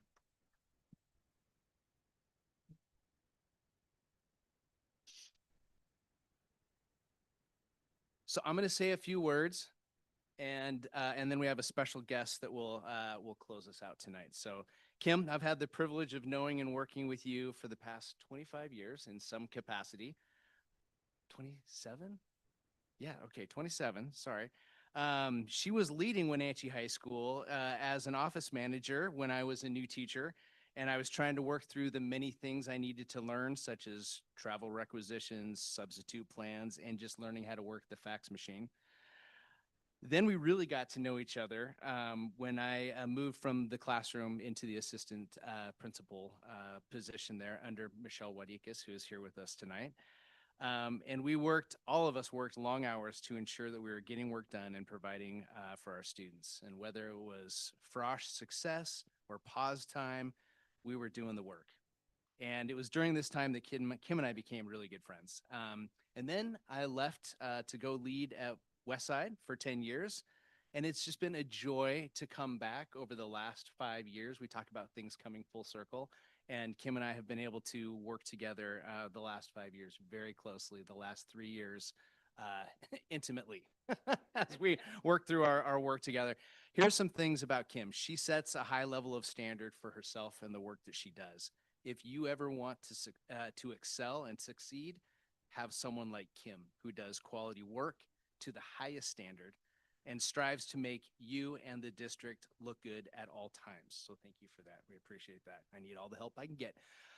Kim is loyal as the day is long. She works hard to ensure that the district is a better place because of her efforts, and she was always ensuring that the board and the superintendent have all of the information that we need to make informed decisions to work collaboratively together for a stronger school district and a more meaningful outcome for our students. Kim, you've put in your time. You've left your mark and your legacy, and we love you. Please enjoy the next chapter. And this is what I'm hoping for Kim. Lazy days by the lake with your grandkids and your family. And I know that she will never pass a casino that needs some time. She will never do that. She will never do that. And most of all, live each day as you do now to the fullest. Thank you, Kim.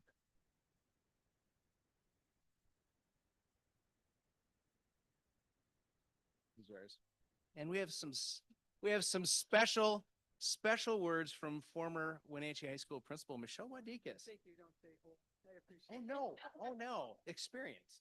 Yes. Etc. Very, Okay. very. Lots of wisdom. Well, I was going to do a poem, but Jeff Jager always has to do that. So, good evening. It's an honor to have the opportunity to recognize and celebrate someone who's been an integral part of the Wenatchee School District for many years. Sorry, it's so good to see Kim, but anyway, during my 2 years as vice principal and 6 years as a principal, I had the privilege of working closely with Kim. And I can say without hesitation that she is the finest administrative assistant I have encountered in my 40 years in education. Many people see the work that happens in a school office, but few truly understand how much depends on the person at the center of it all. It's not the principal. Kim has been the welcoming face for students, the trusted resource for teachers, the reassuring voice for parents, and a valuable connection to community members in my time as principal. What was always impressed me most is her unwavering dedication. No matter who walked through the door or called on the phone, Kim treated them with kindness, respect, and professionalism. She understood that every interaction mattered, and she made everyone feel valued. Her work ethic has been second to none. She approached every task with care, accuracy, and a commitment to excellence. Whether managing the countless details that keep a school running smoothly or handling unexpected challenges, Kim could always be counted on to get the job done and get it done well. One of her greatest strengths has been her deep knowledge of the district and its history. When questions arose, when challenges surfaced, or when perspective was needed, Kim often had the answer because she had lived through it and helped navigate so many of the situations that shaped our schools and community. The success of a school depends on dedicated people working behind the scenes, and Kim has been one of those exceptional individuals whose contributions cannot be measured simply by a job description. Her influence has been felt in every classroom, every office, and throughout the community. Kim, thank you. You,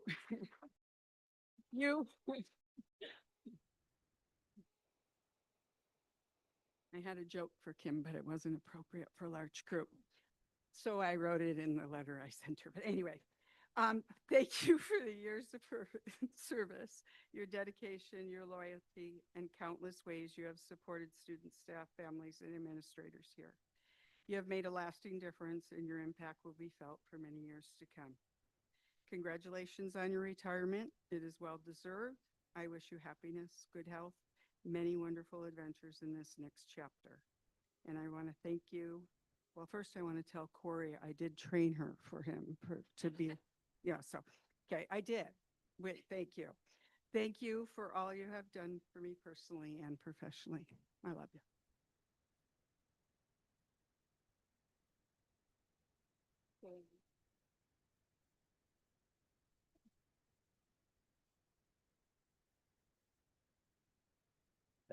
Yes. So that concludes the first part of our agenda, the bright spots. So we want to thank everyone for their time. You are more than welcome to stay. We have a couple of other wonderful presentations, but we want to thank everyone for the experience in the room and for the time you spent. Board members have to stay, get to stay. Board members get to stay. Thank you. Hey, Joy. Hey, buddy. See ya.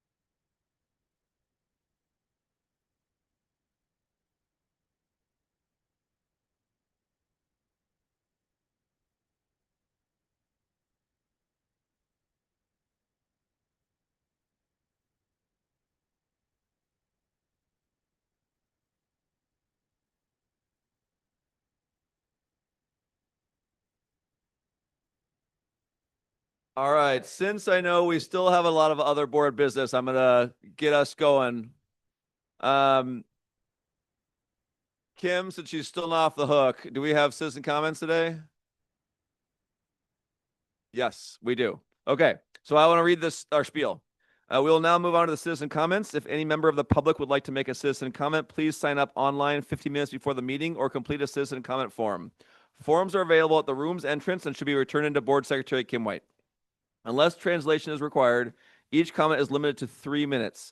Ms. White will keep a timer that will notify you when your time expires. Individuals that need translation or interpretation will be given 4 minutes to make a comment, plus the time needed to complete translation.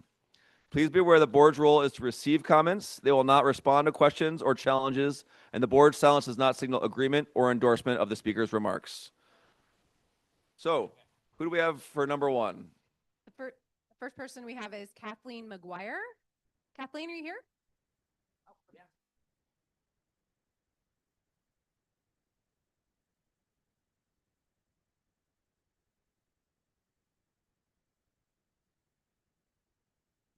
Great, thank you, Dr. Kalahar, President Jackson, and members of the board. I didn't mean to be the first person to follow all of that amazing presentations that we just had, and it's very clear that our district has an immense amount of talent in it. Unfortunately, a lot of people are leaving, but we obviously have so much more talent, and I just wanted to acknowledge that that was phenomenal to listen to. My name is Kathleen McGuire. I am a parent in the district, as well as a volunteer on the Yes for Wenatchee Schools Committee and a member of the Design Advisory Committee that we'll hear more about having to do with the bond. In all of these roles, I have seen the need for this bond, as well as the thoughtful process surrounding its inception, with input along the way from students, staff, and community members. The current building's challenges across the district are real, and so is our opportunity to create a lasting legacy for our valley and our children. Our children deserve to learn in healthy spaces that foster their sense of self as well as community. Teachers and staff need to have the tools to meet modern education demands. And the community needs functional and welcoming spaces to continue the work of building a shared history. The time is now, and the need is now. So to the board, please vote yes on the resolution to approve the bond and place it on the ballot in November. And to our community, please also vote yes to support our children, our teachers and staff, and our future. Thank you. Thank you.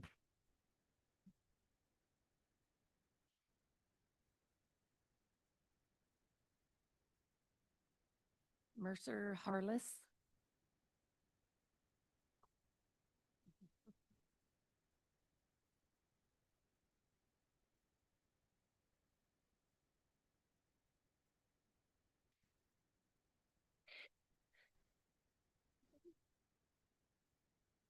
Hello, my name is Mercer and I'm a student at Foothills Middle School. I am looking forward to a new high school even though I only get 1 to 2 years there.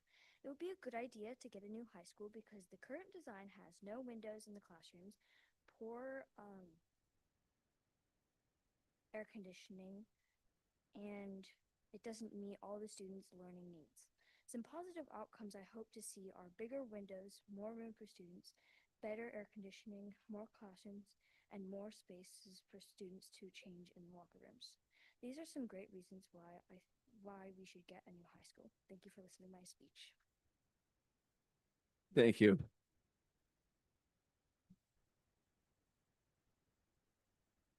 Madeline Barclay.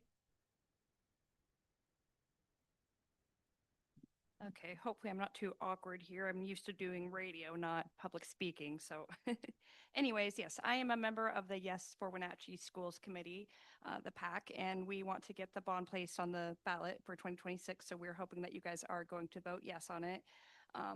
My why, as a parent, my son is now in high school, so he's not going to be really affected by it, but he went to John Newberry and Orchard Middle School, and his education was impacted by it. There were days where they had to cut days short or wear different dress wear, and yeah, so it just wasn't really the most exciting thing, especially for fire season. And I don't want to see that happen for the future generations to come.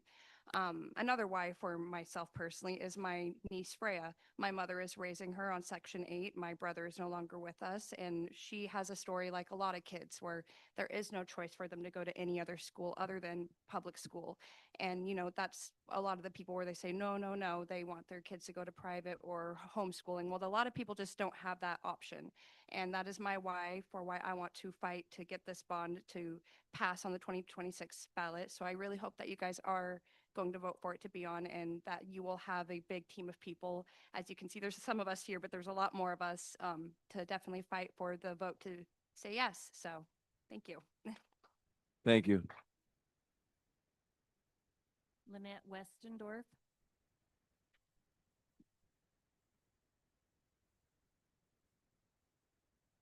Hi, I'm a member of the public and a supporter for the Yes for Wenatchee Schools. I joined to volunteer early on in the at the Cider Corps downtown, and I just want to encourage you to make sure that this gets on the ballot. I hope that every member of the voting public. I wish that every member of the voting public could have heard all the dedication that was expressed here this evening, and I'm a proud mother of a faculty member of Wenatchee High School, Reuben Hart, and I'm very glad to be here and be working in this capacity. Thank you. All right, looks like that's it for our citizen comments. Thank you, everyone.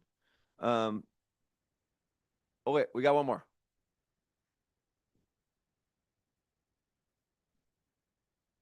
Cordy Bexton.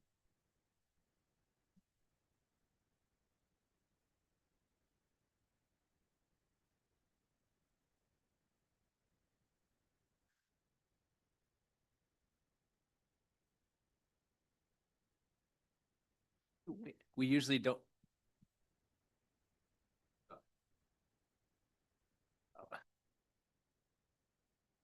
You guys really, really need a new track. I've had a granddaughter there for 4 years, and it causes shin splints on all the runners. There's a dip on the fourth corner where one of the athletes got injured.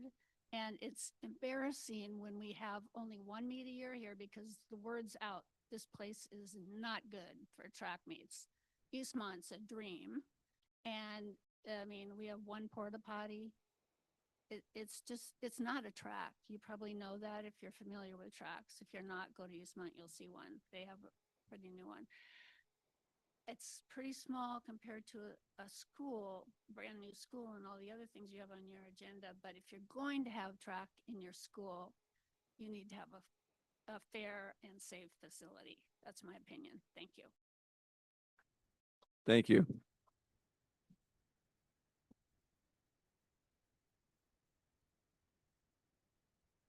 Okay, one more. Two more. Okay. Mike We'll keep them rolling.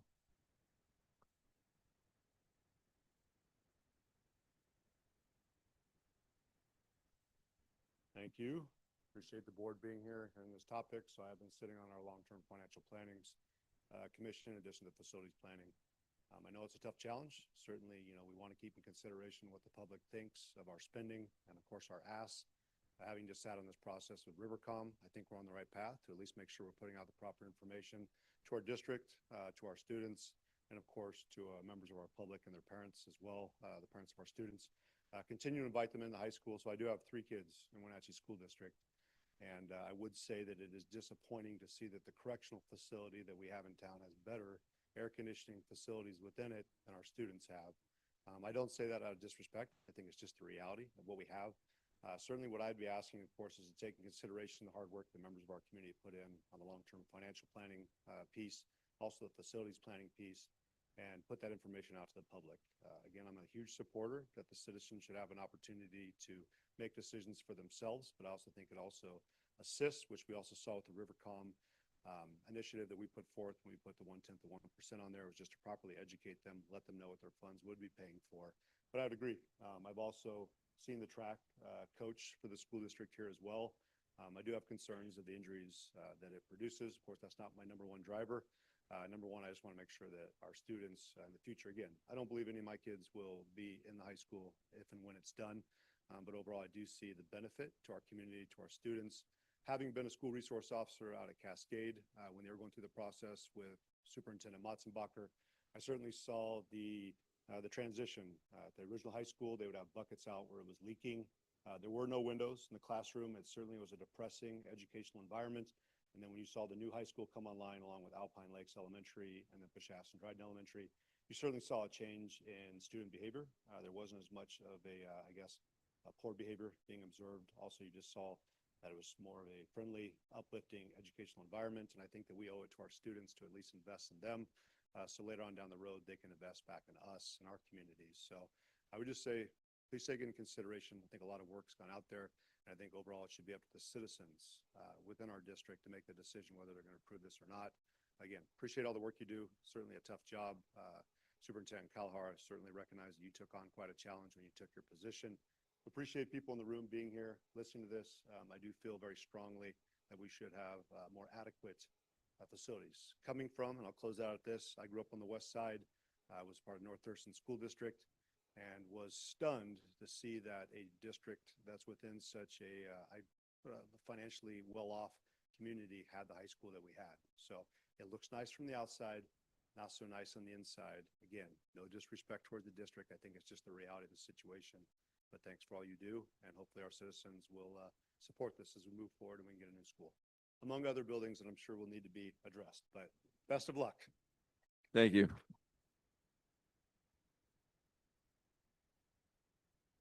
Emmeline Miller.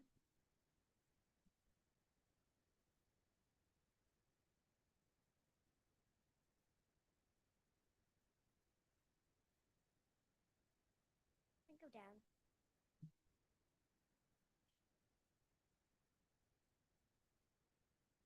Hi, my name is Emmeline Miller and I'm in 4th grade.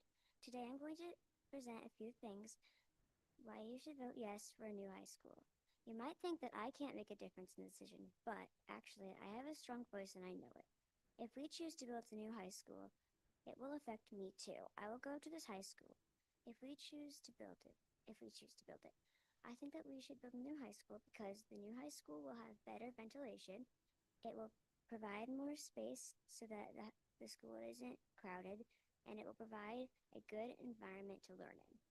First of all, the ventilation at Wenatchee High School is not very good. People with asthma might have to skip school if it is too smoky because of the poor ventilation in the building. Also, if it is smoky outside, then the school will be smoky because of the poor ventilation. Last year, the school had to close for a few days because of the bad air quality. This affects student learning because students have fewer days to learn. Second of all, if we choose to build a new high school, there will be more space in the school for students. However, right now, Wenatchee High School is very crowded and does not have enough room for the students. The current high school is at 104% capacity, leading to crowding in the halls and main areas. This could lead to people getting hurt. Limited space also makes it difficult to make electives possible. Some students may not be able to take electives because of that. Lastly, the school will provide a safe and good learning environment for people who go to the school. For example, if a child is learning in an area that is hot or smoky, then they will not be able to focus as well as a room that is air conditioned or has clean air. At this school that may be built, there would be not only a good teaching environment, but a good physical environment too. The children we are educating in this school will become future leaders in our valley. In brief, there are many different reasons why you should vote yes for a new high school. Thank you for your time. Thank you, Ellen.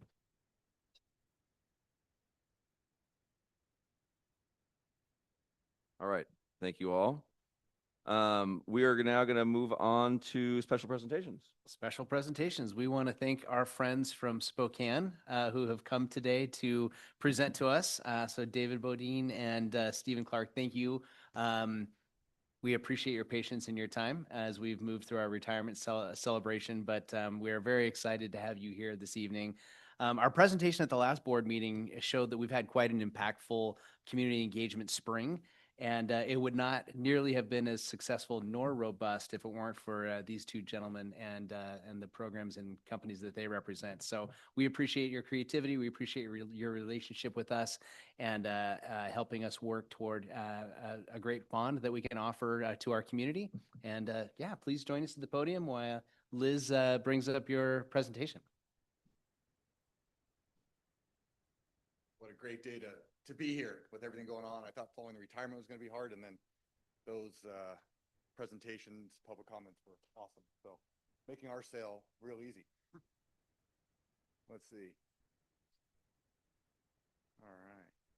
Well, for those that remember, my name's David Bodine. I'm with Turner Townsend Heary. I've been fortunate enough to be part of this process for a while now, dating back to the beginning of the facilities committee that brought the initial recommendation forward. And what I'm going to do here before Stephen speaks is kind of guide us through a little bit of how we got from the very beginning. So as we kind of move through, again, we're just going to talk about the history, how we got to where we are today, and then how we engaged over the last 6 months, 4 months, I think fast, in that community outreach, and then Stephen's going to get into really some fun stuff, kind of the design of how it's slowly starting to come together.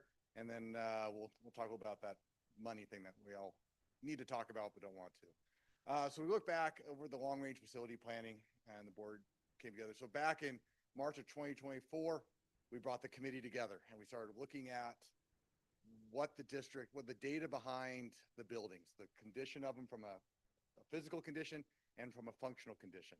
And with our partners at Teeter Crocker, we brought together really diverse cross-section of the community to dive into the facilities, dive into the district as a whole to understand what those needs really are. So 9 sessions over 15 months, a lot was going on in that year plus between all the buildings. And we studied them all, went through that planning, really dove deep, really struggled through decision-making, but really challenged one another to figure out what the best solution was for the district and the students and the learning environment. And so what that committee came to was we wanted to improve that learning condition in 7 buildings, and that was really focused around the HVAC. We talk about that air quality and the needs in the HVAC throughout the buildings. So we have 6 facilities that we want to improve that at. And then, as we've all talked about, build that new Wenatchee High School. So we talked, yep, exactly, all the HVAC upgrades.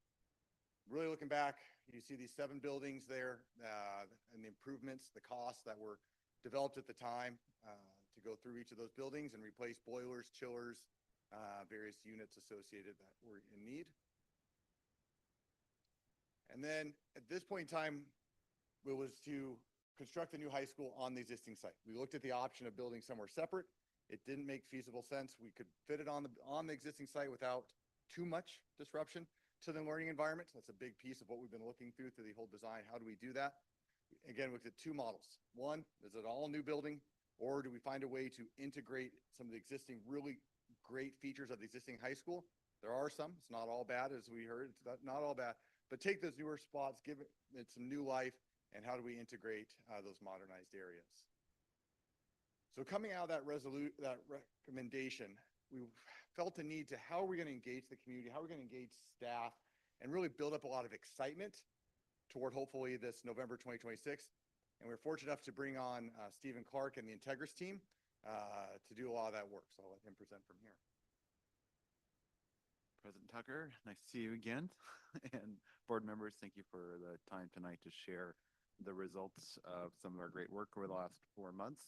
And please, if you have questions along the way, don't be afraid to ask. But I know Communications Director Haglund shared a lot of the engagement process the last board meeting, but just was a reminder of all of the various groups and different sessions that we've been able to have over the last very quick 4 months. Things have gone really fast this spring, but it's been exciting to spend a lot of time in the district in the community, getting to know staff, teachers, students, and really getting to understand the heart of the educators here and the needs at the high school.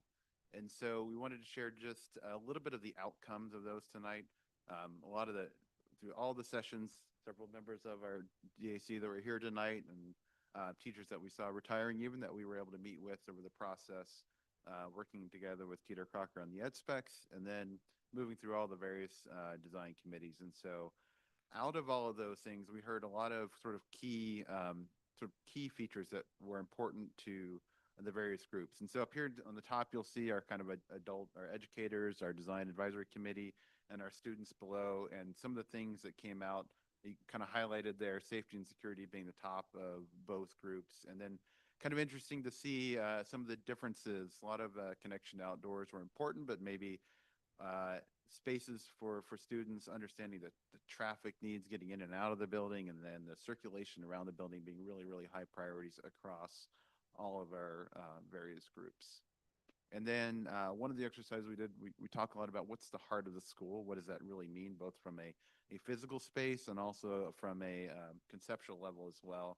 And the things that popped out from that were the sort of the large scale shared learning environments, which are the gym, the performing arts, the commons where people eat and gather and meet after school, and being able to understand kind of those central pieces that are important to the building.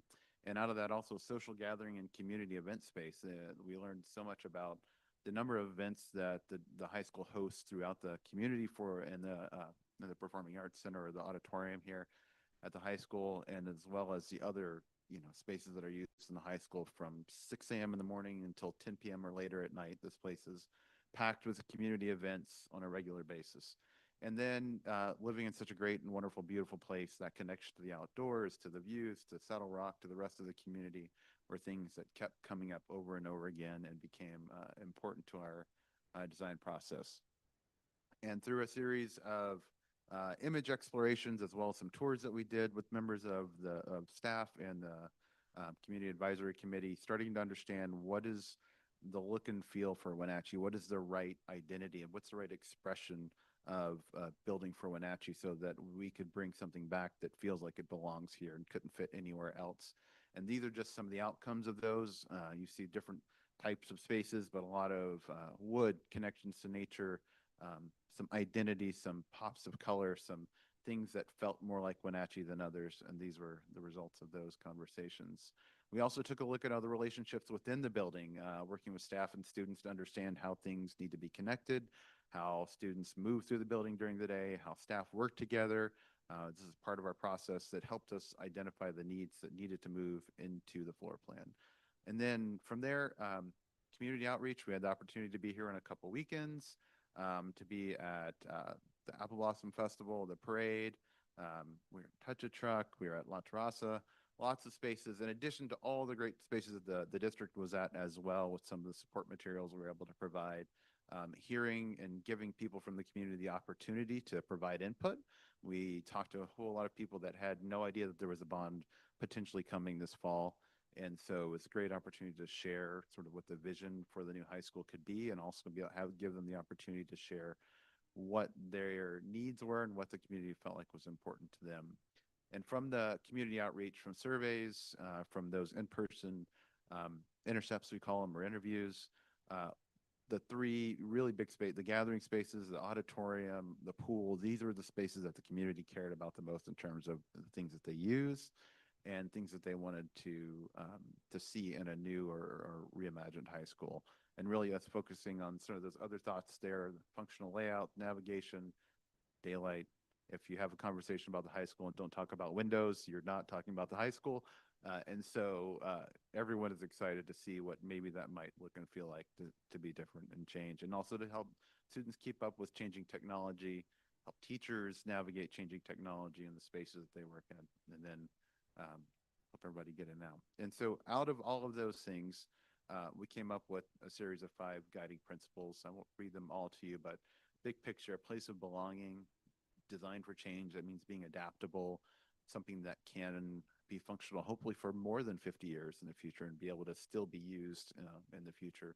Really centered on community, that aspect of community use and the connections between students and staff and the community is just continues to be brought to surface. And then shaped by culture and context, really about Wenatchee, about this place. And then stewardship, being both efficient with dollars, being providing durable materials, and really being wise stewards of what the community is offering and their support. So from there, as David mentioned, there was an option that we talked about and originally, maybe reusing some of the portions of the building. And as we looked at the building, like everyone else who drives by, yes, it looks great. We understand the challenges within, but there were a few key spaces that made a lot of sense to us at first glance that we needed to evaluate. And so we took our engineering team, both structural and mechanical and electrical plumbing team, and our architectural team through sort of the major, let's say, big box spaces, the auditorium, the gyms, the pool. And as we went through these spaces, yes, they need to be refreshed. They need new systems. The shell of the space, the structure themselves are actually in really great shape. The exterior facade and spaces that don't need windows, like the auditorium, that brick with those walls are in great shape. And the gyms, really, it didn't make a lot of sense to us to tear down a big CMU box to build another big CMU box. And so we wanted to help maybe think about how we could be responsible with that. And the outcome was really that those spaces were in good shape. And so as we looked at sort of thinking about design and how the building might be reused, the spaces that are highlighted up there, the gyms, the auditorium, and actually a portion of the auditorium that's connected to the current music classrooms, because those are structurally linked and a lot of the systems run through there, it made sense to kind of package those. And so this created the baseline for how we approach design. But from a budget standpoint, that we were able to keep over around 103,000 square feet of potential building, which is 100,000 square feet that we don't have to build new. We do need to do all the modernization and the upgrades, the mechanical, electrical, plumbing pieces to make them functional. And for some of them, like the music classrooms, would be a complete gut space. But again, the roof, the walls, those things are in great shape, and we want to be able to be wise with the resources and make use of those. So from there, we wanted to maybe take a moment to talk through the preliminary concepts that we shared.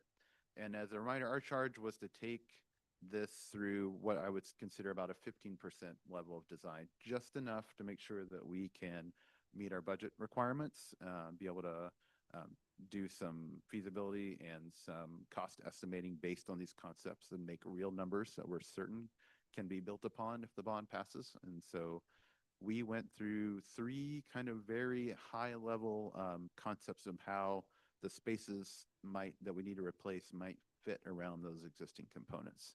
And out of the conversations with the various design committees, one of those key options was selected. And so here you can see kind of the diagrammatic approach of how we're thinking about that would work. And this was kind of one of the things that we saw initially as a possibility and tested out through these design process would be to be able to build classrooms in the current high school parking lot. That would allow students to move into those classrooms in a first phase while the rest of the building is demolished or remodeled over time. So you can see kind of the opportunity to build around those existing components as we talked about as being kind of the core concept of design, and then remodeling those components. That's sort of the last phase of the project. And so here you can see the proposed site plan. Another thing as we're thinking about that, the ball fields, the existing location. Yes, we know the track needs to be resurfaced. I think she might have left, but that is in our budget, 100% to get a new track surface within the proposed budget. Yes. And so this moves student parking to the south side of the building, keeps those track pieces as well, keeping that track even though we know the surface needs to be redone, but keeping that location potentially saves about $1 million in cost as well. So again, continually looking for ways that we can save money to put that into academic space and potentially save on the overall cost. And so as a reminder, this is kind of an evolution of that concept. There's a lot of work that would yet need to be done after the bond passes to make sure all of the access and work with the city on traffic and all those things to make sure this works absolutely correctly. But we did get, I think, pretty good buy-in from faculty and from members of the cabinet and the district leadership on all these components. And so, high-level overview, you can see the pieces that are shaded there are those pieces that we're keeping, and then building kind of a common core, which is your dining, your library components, your admin entry through is located there in the center, and then the classroom bar above. And so that represents kind of general classrooms in the middle, which is where students spend the most of their time, and on either end, kind of bookending with some of the great CTE programs that the district offers. And so we'll keep moving quickly. Second floor, a small second floor over that core space, which would have the library, which would have great views of Saddle Rock. And again, upper floor of the classrooms. Because this is a very large high school, moving to a two-story model allows for some simpler circulation. It does introduce stairways, but because that circulation can be both vertical and horizontal, it actually reduces travel path for students. And so we think that can help with some of the congestion and some of the other challenges that the high school is facing today, as well as be efficient with our site footprint. And then in addition to that, because of this location, how the classroom bar becomes, it's almost its own building, connected with enclosed walkways, it creates these great outdoor spaces for students, large courtyards. That large courtyard in the middle is probably actually larger than the gym, so it's great space for all student gatherings, for community events. And these spaces would all be enclosed with perimeter, and then also inside of our courtyard, we have some great control to keep security in those spaces as well. So move on just a little bit, and we talked about identity, and I want to move on to sharing a little bit of just how we thought about a look and feel for this building, taking those images that we gathered with input from the various groups and coming up with a palette that makes sense, continuing the idea of masonry because, as you can see, the longevity, the durability of the masonry that's still there. That's the one part of the high school that's still great. Continuing that tradition, looking at connections to landscape, to Saddle Rock, looking at the geology of the area and pulling inspiration from the color, from the texture, to think about how that interacts with the building, and thinking about a material palette that's really hardworking and durable, that masonry, metal panel, things that will last and be here 50, 60, 70, 100 years from now.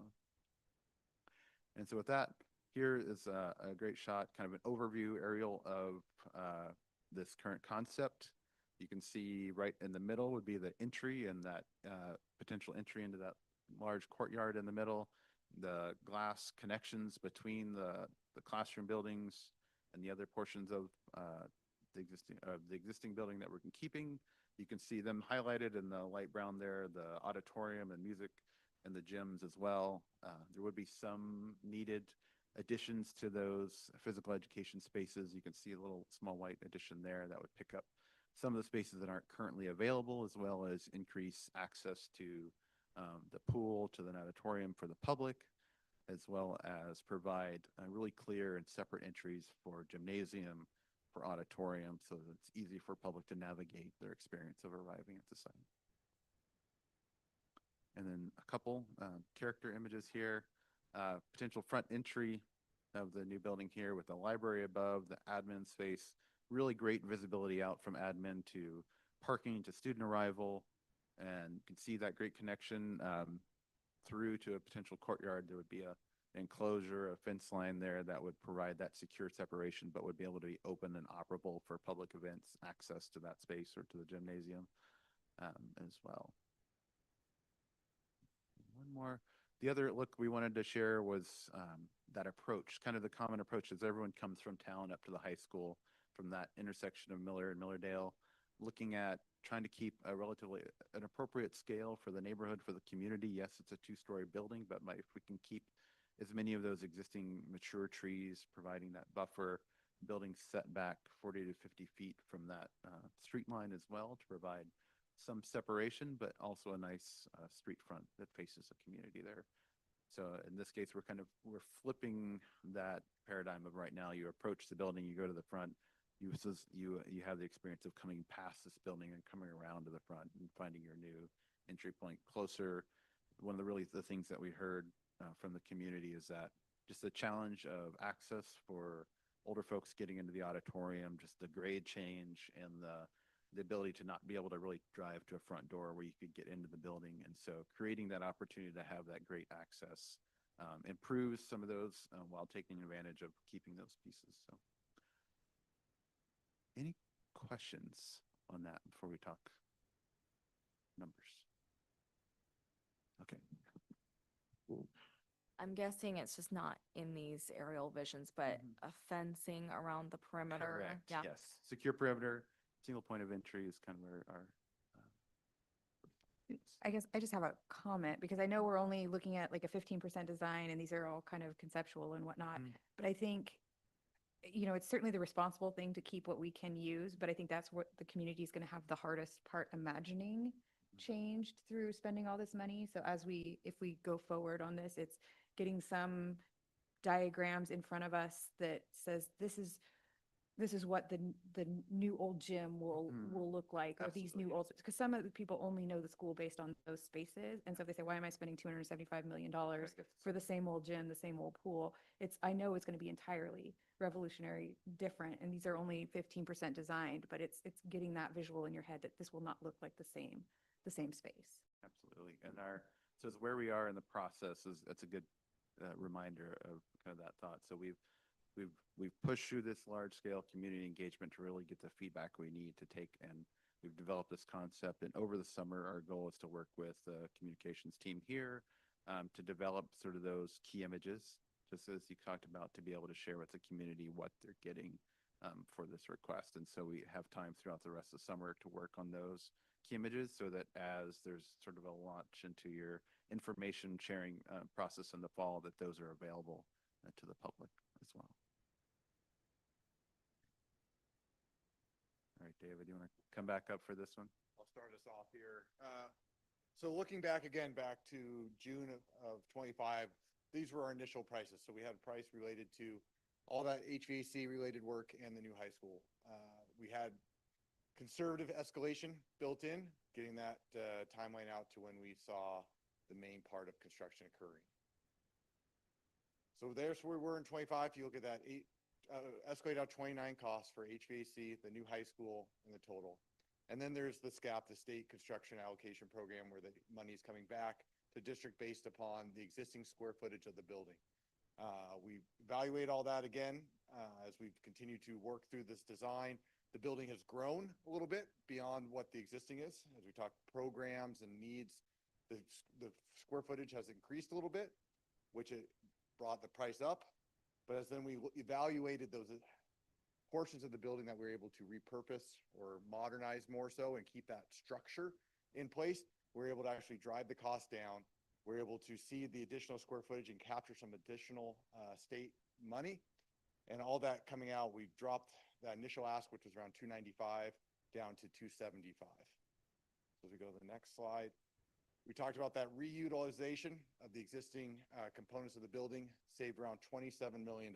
So we're not talking small things here. Again, it will be modernized, there's no doubt, but the saving of that structure, saving of that main, the foundations and the walls is really a huge savings for what we're doing, and not having to dig a whole new pool out, right? And be able to modernize the existing of what we have there. So we got that number down to the 275. And after recent conversations with the financial advisor, brought that in around $1.46 a thousand. That's it. Anything else you want to add, Stephen, on that cost? No, so happy to share if there are questions. So as a reminder, so we started with the initial cost model that Turner Townsend had developed. Integris, we developed an additional cost model as we started to understand what those existing components might mean from a cost per square foot standpoint and the amount of dollars that would be needed to put into them.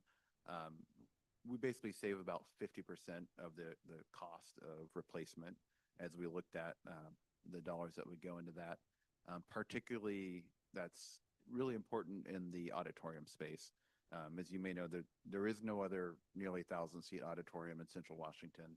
And as we've worked with the MAC replacement at the Wenatchee Valley College here, as well as working with Columbia Basin College and their auditoriums in Spokane, the cost for replacement of these type of auditorium spaces exceeds $1,000 to $1,200 a square foot.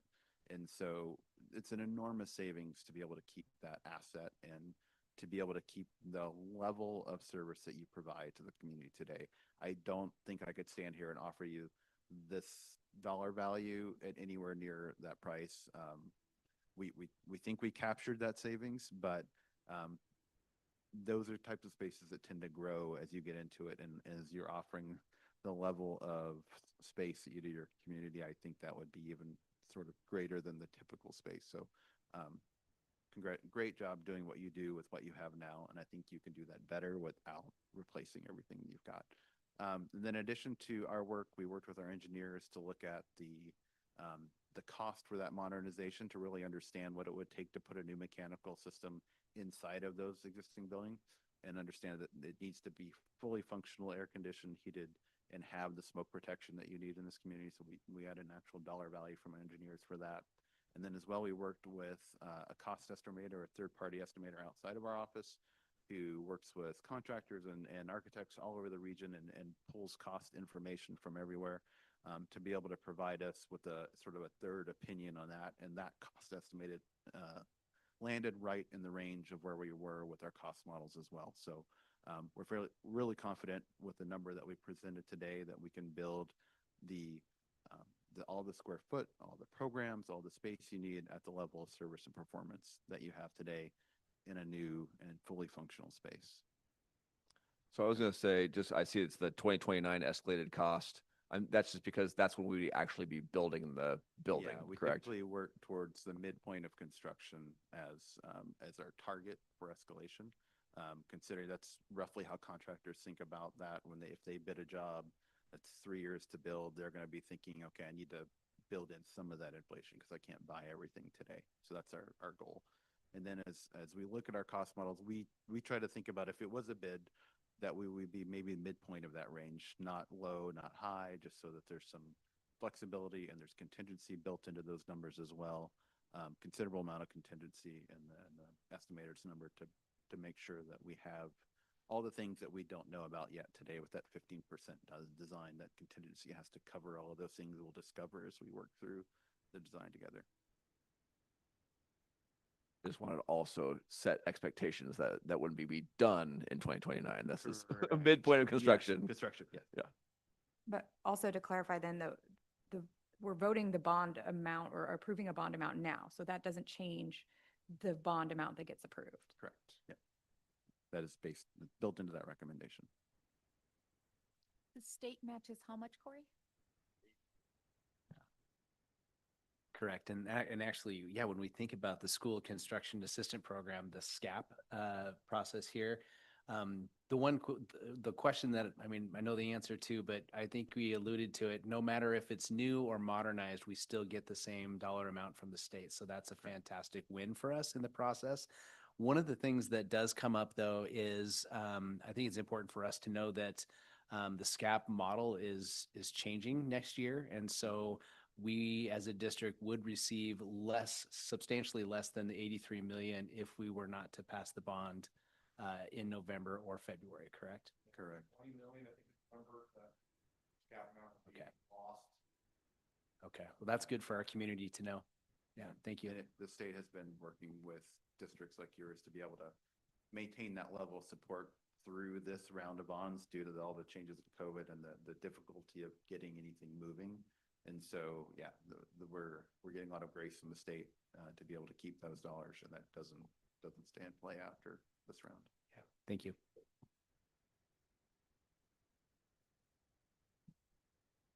I would actually like to propose a modification of the agenda to move the discussion of the bond resolution to before the preliminary budget presentation. Second. Do we vote? Is that all right? Those in favor? Aye. Any opposed? All right, motion passes. So we're going to talk about the bond resolution. What's that? Thanks, guys. I think you're done. Yeah. Yes. Feel free to chime in. Yeah. And Sean, the main event's gonna just postpone for a second, all right? Sorry. All right. So we've had a lot of discussion on the bond the last past year, and before that with all these committees. And so we just heard, a lot of new information that's exciting. I guess we should start talking about what we think about the proposed 275 versus the what was the other one? 302? 295. And then whether we want to put it on the ballot for November 3rd, 2026. Who wants to go first?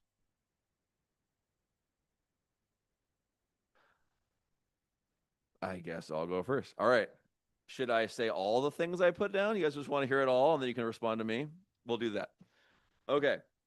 So I'll do the quick ones first. I think that putting it on the the ballot with the general election, we're going to get the broadest group of the community who's going to come out and vote. And I think that this is a big ask. And I think that we're going to have a ton of people support it. I think there's other people who are going to be a little bit more wary about adding that to their tax bill. So I really like the idea of adding it in November so that we are getting people who are going to be there for they're going to be voting, and we're going to get the biggest participation. So I like the November 3rd. I really like the idea of saving 20 million. I mean, the way the Integris has figured out how to layer this in, I think is really kind of limits the impact to our students that are going to stay in the building, which I think there's a lot of our kids here. So we have skin in the game, but I think that it is a great way to save $20 million and really still upgrade the good bones that we have at the district or at the high school. So then those are like the quick things. And this is kind of more having been part of the design advisor committee, been part of the facilities committee meeting, or the committee. Talk a lot about priorities in the facility committee. And there's a lot of things in the district that needs help. I mean, Brian Brocky could come on here and give you the laundry list. And he gave us the laundry list. And what we kind of came around to was the classroom environment was the highest priority. Right? We are in the business of educating kids. And so if you have a building that is not allowing you to educate kids effectively, that should be your highest priority. Especially when you're looking at the HVACs, you're having AC failing in buildings. We have like a hazardous level of smoke in buildings. Those are things that are not going to go away. And they are meaning we're canceling school. So, that was really something that we wanted to address. And we're seeing that at the elementary, the middle, and the high school level. So we're seeing it across the district. And when we're, again, prioritizing, where do you put your money? And if you're choosing the high school because it's the biggest and it's a comprehensive high schools, everyone's ending up there, when are you going to address the elementary and the middle school kids? So, you're really, is it fair to choose when you're having kids at every level encountering potentially hazardous air, high temperatures? And so, where we got to with the facility community was that you go to the community and tell them what you need. And what we came up with was HVAC at 4 elementary schools, HVAC at all 3 middle schools, and the HVAC at the high school. As we started to look at the actual cost of upgrading the HVAC at the high school, we realized that we are getting closer and closer to it being more efficient to build a whole new building, especially to capture that SCAP money, the state matching funds. So, there was a lot of debate and a lot of raised voices where we all kind of came around to the new building is the way to be most efficient with taxpayers' money. The addressing all the HVAC systems across the district was the most effective way to address these needs. So, I really feel like this bond is helping kids across the district and addressing that highest priority, which is how do we make sure that kids are able to learn the best way they can. And that's having them in buildings where they're able to be comfortable, when they're able to see natural light. And so I'm, strongly in support of the 275 on the November 3rd ballot, since that's what we're discussing. On top of everything that you said, one of the things that stood out to me the most were the safety. We live in a different world than we were growing up as students in K-12 education. And the high school, I would say, is probably Sheriff Morrison has left. But I think that building puts our students at a very vulnerable situation if something terrible were to happen. There's so many point of entries at the high school. I also don't want to see the whole building in fenced off, but I think reducing the point of entries for the building is a key component. We as a district have been working so hard at improving the mental health of our students. And so I think, but not only that, but also of our parents, because of our current situation in our nation with gun safety and all of that stuff that's happening. The other thing, and as we move forward into helping our students with the mental health, we've done the whole policy on cell phones, which I know has been a concern for parents. Well, if something happened at my school, if there's a shooting, God forbid, how is my student going to get a hold of me? So safety is a big component. Again, we're working on the mental health. We are expecting our students to be, again, it's a different world, and we're expecting them to thrive in the environment where they spend some of them probably up to 8 hours if they do sports or activities. They're currently in a building that doesn't have the, we as adults don't want to work in a cubicle that doesn't have natural light, but we're expecting our kids to learn in an environment where they don't have that natural light.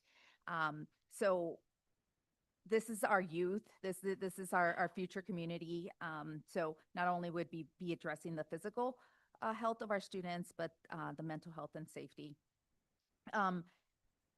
I too was, I think probably most of us, I think we need to also put more focus on, this is not, the high school is the main project, but as a parent of a middle schooler, we were significantly impacted this last couple of years with half days, early releases.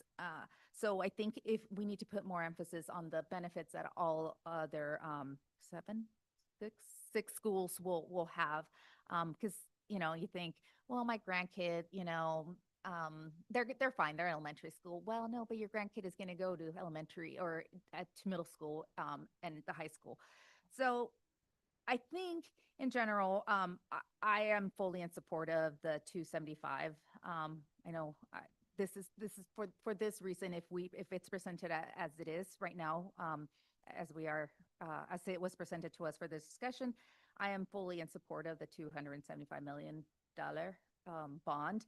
I think by doing this and keeping what we can, it shows that even though we've had turbulent times with our budget, we have worked so hard to be fiscally responsible. And by going in this direction, it continues that commitment to our responsibility to our students, but also to our community. Let's see, what else do I got here? So one of the things that I noticed that was really interesting, and I'm not a numbers person, so as we know, this has gotten more and more expensive as we push it off, right? Back in 2018, the amount was a lot lower because it didn't pass 8 years ago. Now we're faced with a much higher request. Now, if we were to push it out, if it were to fail or decide not to put it in November's ballot, then we're looking at a potential loss of close to $30 million plus the increased of building. I think this is all probably old news for you guys, but I think this are really good points for our community as we hopefully push this forward to the November ballot. Yeah, it's just, those are really my points. Our life of our high school is beyond its average life expectancy. I think the average is 50 years old. Once it reaches the 40 years old, then it significantly decreases and the costs become higher. The amount that the money that we're throwing into really a money pit by prolonging this, trying to fix systems that are so old that we have to Jimmy rig, or somebody does, to be able to get clean air.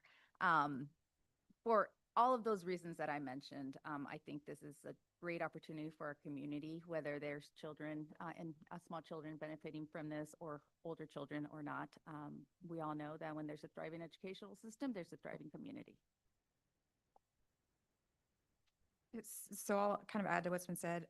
I originally was pretty skeptical about a bond. I thought maybe, just given the climate for bonds, that a capital improvement levy was going to be the only way we were ever going to see the improvements we needed. And I wasn't actually on any of these facilities committees, so I tremendously appreciate the community, the other board members, all the work that's gone into this, because it enlightened me and it changed my mind. A capital levy is not going to do what we need it to do. We need a bond, and I'm surprised to hear myself say that. And so now it's just let's get it passed. It's true that the facilities are just way too outdated. It's not a healthy or safe learning environment for our students. I may have one that will end up at the school for 1 year, but that is not my motivation to do this. I think Sheriff Morrison said it really well, that the investment we make in our students is an investment we make back into our community. It's important to set them up with a healthy and safe learning environment so they feel excited to go to school and put their best in so that we get the best out of them someday as business owners, as future parents and grandparents. It's what our community deserves. I feel like the proposal we've got, I think originally we were told, oh, it might be a full rebuild, and that seems easy, but it also seems like money falls from the sky. And so I like to see this really tailored, appropriate bond. It sends the message that we are being fiscally responsible by shaving 20 million off or 27 million off the potential cost to our consumers. That tells me that there's been a lot of thought into this, and we didn't just go, let's just rebuild it to the sake of having something full and new. I think it really shows a lot of thoughtful, intentional work by the community members, by our professionals. And in some ways it saves historic places. We had some great memories in those spaces, so why not use them if we can? So I think it feels fiscally responsible to do that. I think it's a resource to build enrollment. It's been one of our biggest challenges, and I think it will continue to be so long as our facilities look like prisons and not attractive buildings. And I can say this, we have done so much with our pathways and CTE and all of those courses to keep students and keep their money, because to our community, we are doing everything we can to keep students in because we know that we are funded from them. But our facilities are working against us, because as much as we try to keep them here for college in the classroom, we will still have students that prefer Running Start because they get away from the prison. My daughter will tell you that. I like going to the college because it's nice and new and pretty, and we have windows and nice spaces. So it's a thing. So I think it's our responsibility to explore every option to how do we put money back in our schools, and the facilities are part of it. We've talked about that it not only helps the high school, but it's also going to help our other schools. Yeah, there's money in this bond specifically allocated for the HVACs, but by building a brand new high school, we're now not spending our capital funds on jerry-rigging things together at the high school. We now have the ability to use what little capital budgets we have to do other improvements at other schools that aren't part of the bonds. And I think that's an important consideration, is that this does give us an avenue to make improvements to other facilities for the benefit of everybody. So I think there's more benefit to this than just a fancy new high school and some air conditioning at some schools. So I absolutely see the benefit in it. I think the timing is critical. I think with the SCAP funding being at this precipice where it might change, I can't fathom not running it, especially with all the work that's gone into leading this. This has not been a 4-month push. This has been a 2-3 year intensive effort. This isn't just we're throwing it on the ballot and see what happens. This has been a lot of time, effort, and energy going into this, and I don't see it positioned any better than to go in November when you've got your biggest voter pool, a lot more interest in it, and then again with the opportunity to have the extra funding available through the state that we would lose otherwise if we didn't have it. I just think that it's a no-brainer to run it in the November election, and so I am fully in support of the $275 million bond proposal to run in November. I will have considerably less words than both of you because you guys have said, all of you have said great things. I just want to reiterate that I think public schools are a cornerstone of every great community. So when you think of all those communities that you've visited, whether you were just driving through or whether you were there for a sport or an event, you remember that facility. We've heard today someone say that they've been to great facilities, and I heard casually someone saying about some facility they went to and how beautiful it was. So I think it's really important that we remember that for all of us, whether you have a student that's in the district, whether you have a grand student that's in the district, whether you don't, having a nice public school facility is really going to help all of us. Also, I firmly believe we need to give our students the facility that meets their needs.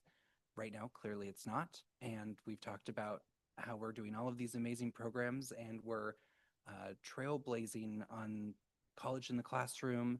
I know even my child I learned that she maybe is graduating with some sort of degree. I was like, cool, all right, that's great. But she said, who wants to go to school and sit where you're freezing in one room and sweating in the other and you can't see outside? So I think that's so important. And reiterating, applauding the effort that's gone into really looking at these costs and figuring out how we can do this the right way, but also the most cost-effective way. And I end it with, if not now, when?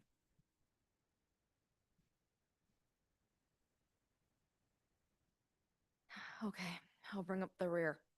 As somebody who works in basically a jail cell, I will say having windows is a real treat. 100%. Yeah, I work in an actual jail and my office is like basically a cell. Like this little tiny window. Yeah, it's better than the high school. I technically have a window. So as somebody who is not as seasoned in the community, haven't been working as long, don't have kids. I was not super excited to hear about the bond. It's like, okay, I can't barely afford life as it is, but now we're gonna ask for a bunch of money. But the more that I learned about it, the more that I talked with everybody, the more that, I listened to the community, it really enlightened me that, like, I think we should all be willing to change a little bit of our lifestyles if it means bettering the students and the future of our town. And I would say that probably most of our community is willing to do that, which is amazing. I mean, Wenatchee is really special in that way that we all kind of come together to really build upon what our best assets are, and that's our kids. Working in the jail with a lot of the truancy and offenders and non-offenders of our kids, I think most of the kiddos that are truant would say that they don't like going to school. And it's not the teachers, it's not the subjects, it's the environment, it's the building, it's the lack of belonging that they're feeling from being undervalued in the space that was not created for them. And I think changing that would build a better platform for us to, one, save some money in the area of truancy, but also get our kids back into the classroom where they need to be, lessen their time outside, getting into no good and making some poor choices. If we can just build upon that environment of safety and love and belonging for them that they clearly are not seeking or not having right now. We need to start prioritizing our youth across the board.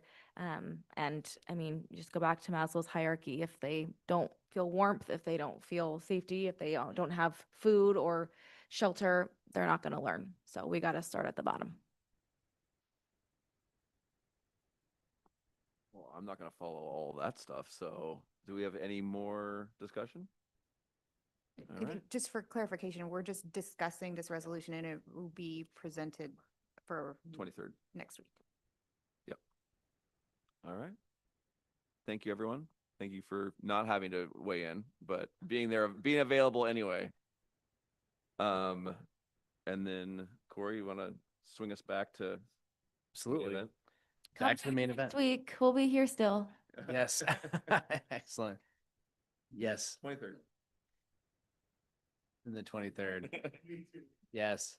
Yes. Thanks everyone for joining us. And thank you, gentlemen, for coming from Spokane and staying throughout the evening. We appreciate it.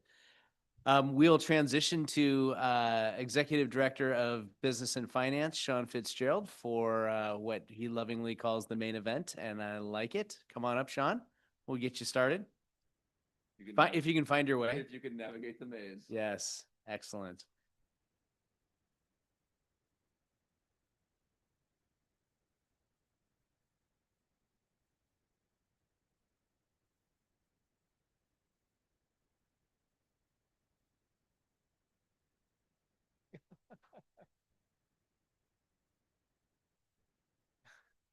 Right. It's crumble cookies. Tough competition.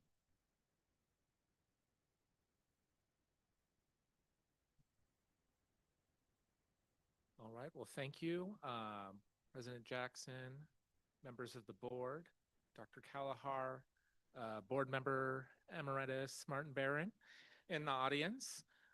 It's great to be here tonight to present part one of our 26-27 preliminary budget.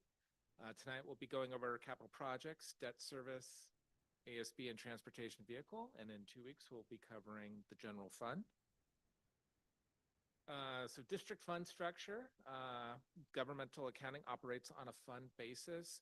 So a fund is a self-balancing account designed for specific activities or objectives in accordance with laws and regulations. General fund is the largest fund.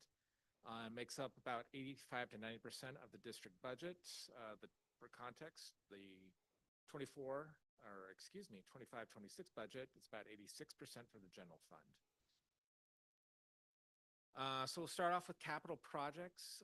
Purpose of the capital projects fund is to account for financial resources used for the acquisition or construction of major capital facilities. Revenues and other financing sources generally make up sale of bonds. State matching revenues, special levies, also can include grants and transfers from the general fund. Here are our 25-26 year-end projections, so budget versus actual. So a lot of activity in our capital projects funds from prior years. This is due an account to our Skills Center renovation grant. So just kind of starting off from the top, our local support non-tax. That includes investment interest income and also kind of $2,500 we receive on rental income on an annual basis. As you can see, we did better. And it also includes our investment grade audit as well.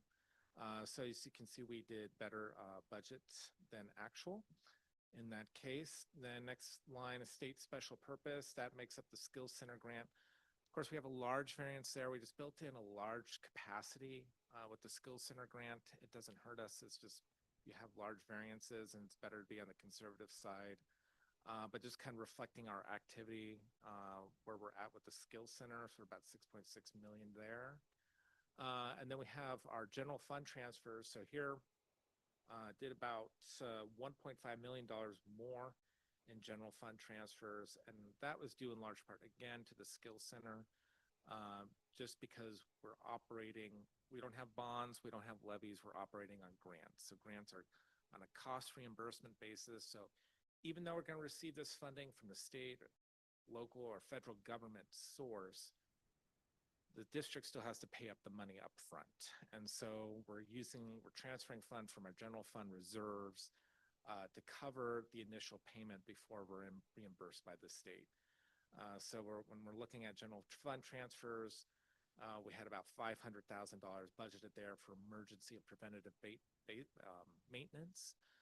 Then during the school year, the board passed the bond resolution for $1.5 million just to cover Skills Center cash flow management. And then that additional about $16,000 to $17,000, that was just kind of sale of surplus there. Expenditures, we have, again, the bulk of that is the Skills Center renovation, making up about the $6.6 million. Energy grant, so about $111,000 from the investment grade audit. Again, that was 100% covered through grant funding. And then we have sites, about $96,000. That portion was about emergency and preventative maintenance. Then we have other financing uses. we anticipate returning a certain amount of funding back from our transfers. So it's like, hey, we're not going to spend all our money, so we're going to return a certain amount of money back to the general fund. So we're kind of anticipating about $350,000, a little under $350,000 there. And so year end, we see we have a relatively large ending fund balance, 1.9 million. Again, a lot of that is the Skills Center funding. We're keeping it in there until next year when the anticipated completion date of the Skills Center renovation will occur. And then that money will come back into the general fund after Skills Center is completed. So year-end projections. So a lot of grant-funded activities, Skills Center renovation, energy investment grade audit. Then a newcomer is the Lincoln Elementary Playground. This has just kind of emerged in the last week or two. We received a grant from OSPI, $200,000 grant from OSPI for a link to renovate and get new equipment for Lincoln Elementary. So probably see in a couple of weeks a board resolution for a $200,000 transfer from the general fund to the capital projects in order to cover that initial payment up front, which we expect to occur in August. Of course, that will be 100% reimbursed by OSPI, and once the project's completed, that $200,000 will return to the general fund.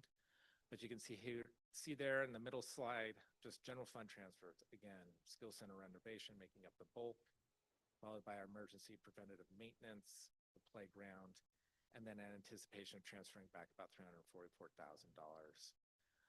And then maintenance projects, we looked at roof repairs, recreation park improvements, and barring any sort of unforeseen emergency maintenance that may occur over the summer, especially in terms of HVAC, we do anticipate that at least $150,000 from the emergency and preventative maintenance transfer could be returned back to the general fund. Okay, so go ahead. I have a question. Just on the playground piece, how can you explain how one school gets a grant for the playground and other schools have had to use their PTSAs and things like that? Because we just put one in for Newberry. So I just want to make sure it's equitable. Yeah, so this was a Healthy Kids grant through the state, and what it is for adaptive playground equipment for special education students. And so Lincoln Elementary found the grant, sought after the grant, researched the grant, got all the quotes and the work for it, and then applied for it and got it. So it's really more about our students with disabilities being able to access the playground equally as well. So yeah, it's good. Very different from a new $100,000 playground equipment at Newberry. So it's good. Great question though. So Sean, I was going to ask, so as we, chase more grants, because obviously money free to us is the best money. But as we get closer to we're kind of flying by that minimum fund balance, how much flexibility do we have to go dip below the fund balance, knowing that we're transferring money that will be reimbursed? And we're not there yet, but like just understanding where that gets us. It's definitely a dance. I'm not concerned about it in the short term, but it's always something that's on my mind. And again, it's just being aware. It's just the forecasting and being aware of where our reserves are at during the school year. And so, I mean, just for example, communication with Klosh in the Skill Center and pointing out, it's like, hey, and you see it in the month-end financial reports. You see them every month. March is always our lowest reserve time. So it's like X amount of money we can transfer over. We know during certain, October and April is like where we're the best at, and March is where we're the lowest at. So let's develop a cash flow analysis that helps us maximize. That gives us this flexibility without while ensuring we have the reserves available.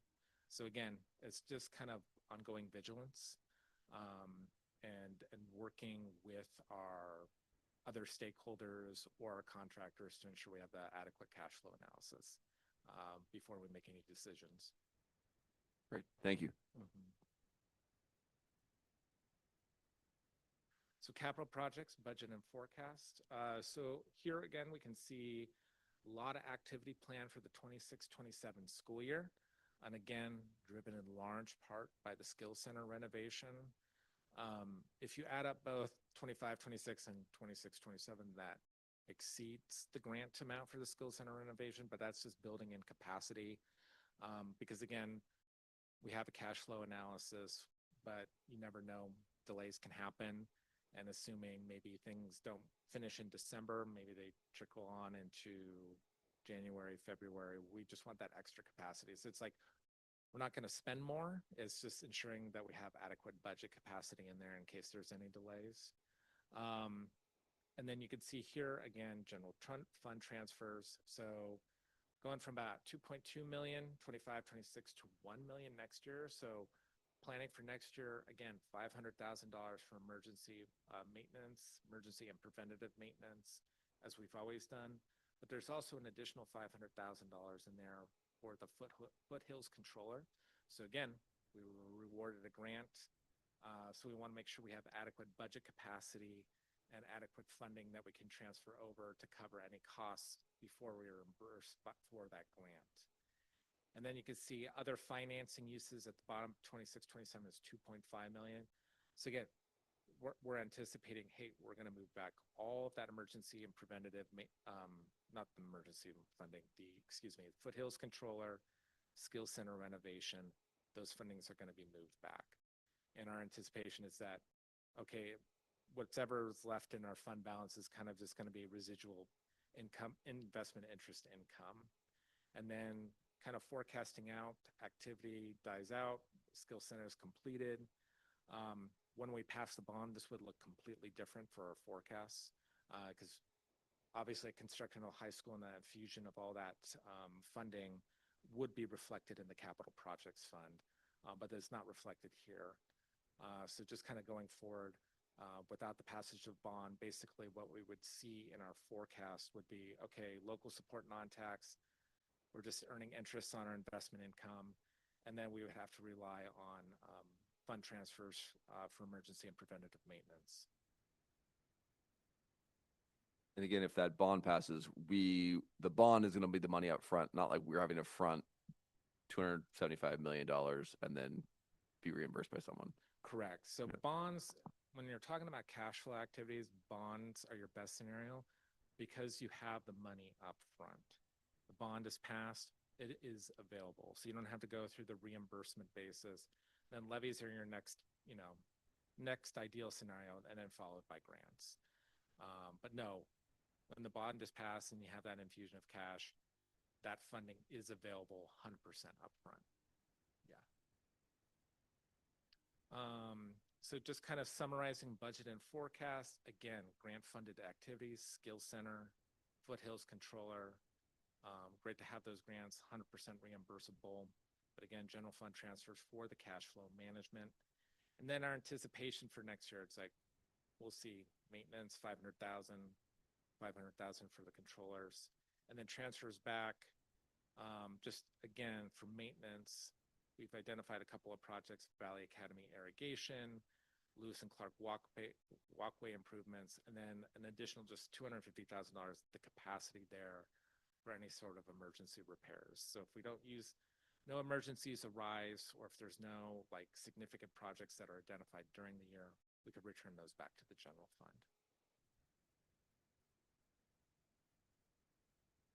All right, and then again, just summarizing the capital projects. Any questions before I move on to the next fund?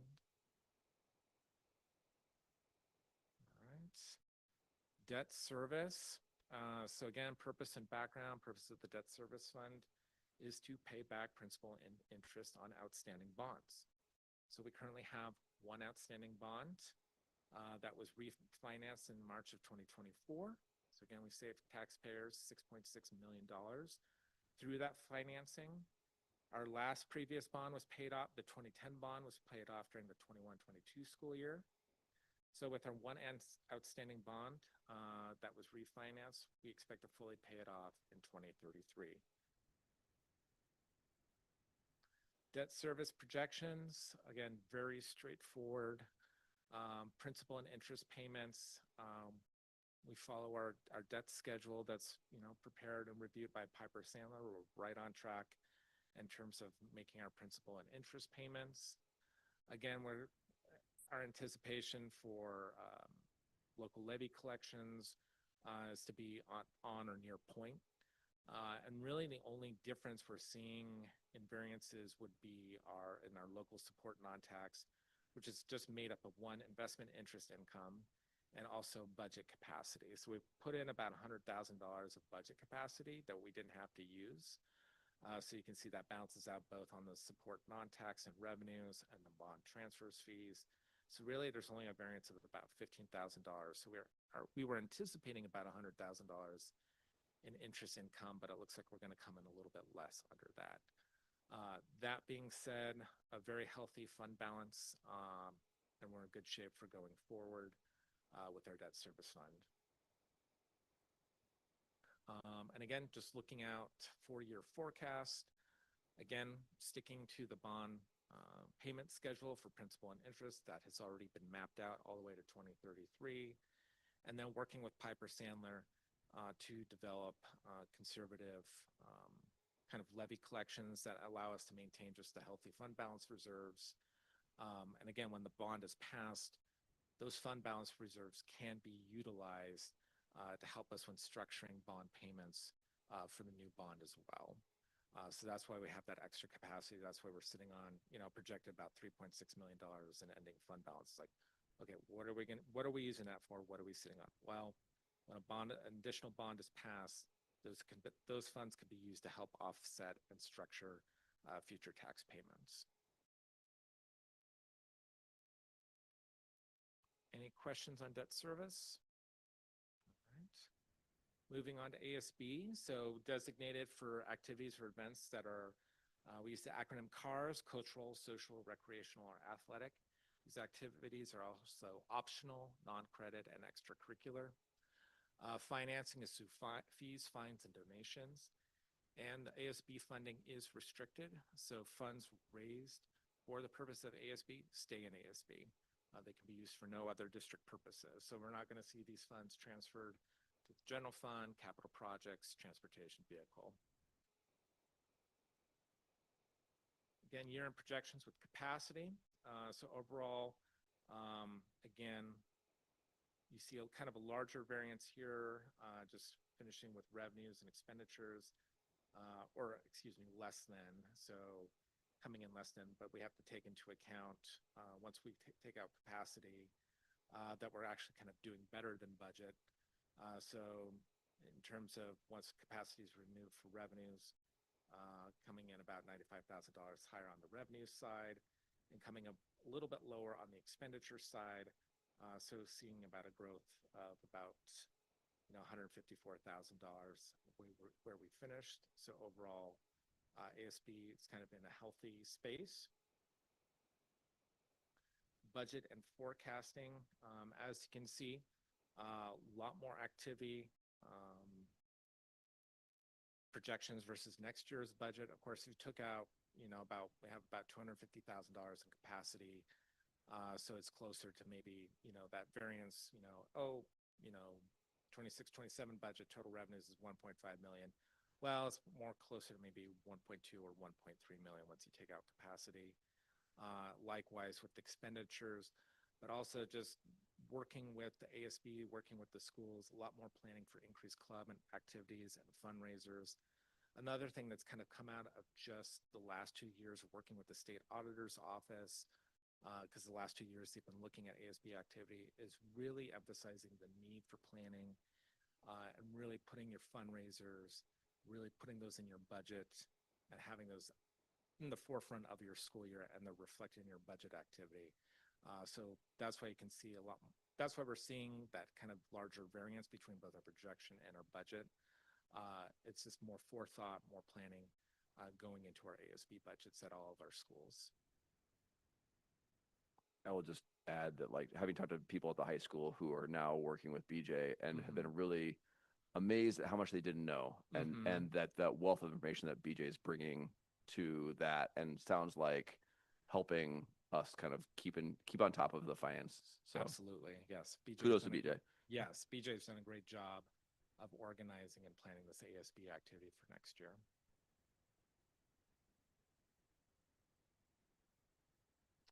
Last but not least, our transportation vehicle fund. So again, purpose of the fund is to purchase those yellow school buses, and any sort of maintenance revenue primarily comes from bus depreciation reimbursement. So that is our state funding. But it can also be funded from transportation vehicle levies, debt. We get a small amount from investment interest income, transfers from the general fund, surplus sales of older, no longer used school buses. And then again, with expenditures, they're recorded when the buses are delivered, not when they're ordered. So a lot of changes to this fund that occurred during the 2026 legislative session. So now we're paying, I would say in prior years, this has been always kind of the easiest and most straightforward of the funds to budget and plan for. Not so much now due to the 2026 legislative session. So they reduced school bus depreciation funding, statewide by $21 million. So the impact we received came out to about, we're receiving $37,000 less than we anticipated. So you can see our budget was at 378, and then before the legislative session, it was tracking near 391. And then the impact of the legislative session, it's like, nope, you're getting 354 instead. So that's both coming under both our budgeted and revised projections. And then even though it seems like a small amount, I mean, it's almost 10% of overall revenues. So it's going to have an impact both in the short and the long term. Overall, with our year-end projections, again, we can see coming in less on the revenue side. And then, however, we also did better on expenditures as well. So we budgeted for 631, but the buses came in less than the quoted price. So we paid about 580, so that was a savings of about $51,000. But overall, though, we did see a decrease in our ending fund balance. Hoping we would finish at 320, we ended up at 292. And again, the impact of the legislative session is accounting, I would say primarily accounting for that difference. So year-end projections, investment interest less than expected, and then depreciation reimbursement less from legislative sessions. And then we did a general fund transfer of $150,000 in there this year to help with cash flow management. We will be returning that funding back to the general fund at year end once we do get a reimbursement. Again, a positive, buses came in less than quoted prices, and then emphasizing again their cash flow management. Going forward, we're kind of going into unknown territory with the Transportation Vehicle Fund because we don't know what the updated numbers are from the state. So we are using dated numbers for depreciation reimbursement. I had reached out to OSPI if they had updated funding schedules, and they said they were currently working on it, but they had no ETA. So we're kind of working with the best knowledge we have. So we have kind of the numbers they previously have been using, and I took out just like $40,000 for each year. So I'm like, assuming that we lost $40,000 this year, let's just build that in to be safe for our budget and forecasting. I've also increased, although transfers from the general fund projected to be lower than this year, still might have to budget just to be prepared. Because again, we just don't know what funding we're going to get from the state just yet. So to be forewarned is to be forearmed. So that's what the purpose of the budget is. So a lot of uncertainty here, and that's what we're going to prepare for until we get some more solid numbers from the state. And the depreciation numbers we don't have because they changed how long we have to hang on to our buses for, right? Correct. So the change during the 2026 legislative session increased the replacement cycle by 2 years. So now we're just kind of waiting on those updated numbers, what that actual impact is. So we know what it is for 25-26. It was a loss of $37,000. So we're just going to build in a $40,000 reduction every year just to be on the safe side. But again, cash flow, it's planning. And again, looking at our general fund when we can make those transfers, transfer them back at year end once we get a reimbursement. But right now, our current plan, again, vehicle acquisition is purchasing two buses per year, the Type D buses, so kind of the normal larger buses. But we also have to be paying attention to our special education needs.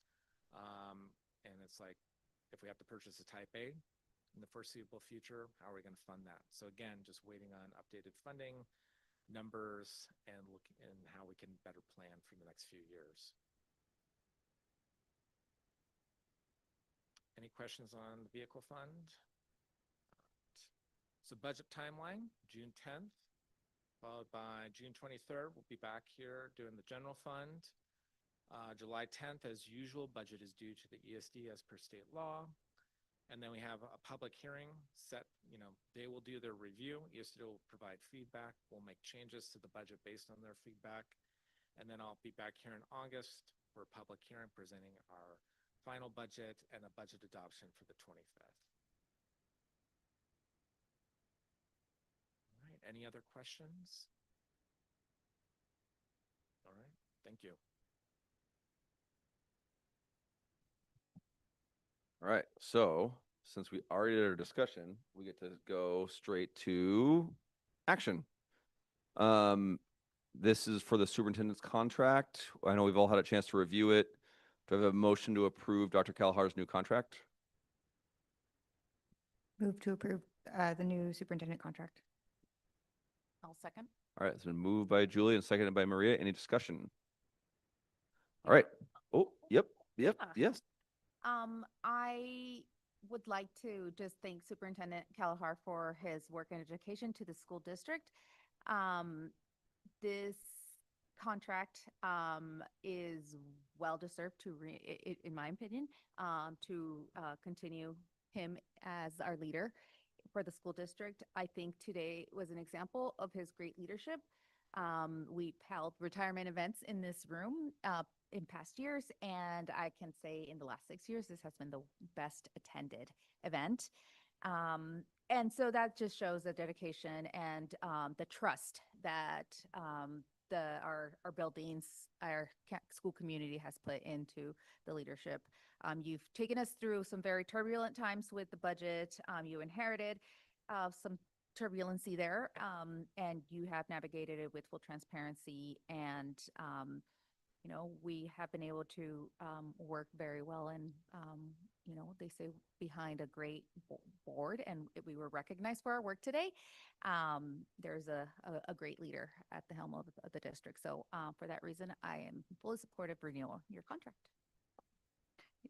And I'll just add, since this is new, we didn't revote this contract last year. So just for anyone who's not looking at this is proposing a full 3-year renewal of the contract. And this is the first compensation increase that the superintendent's getting in probably 2 years because of our budget issues.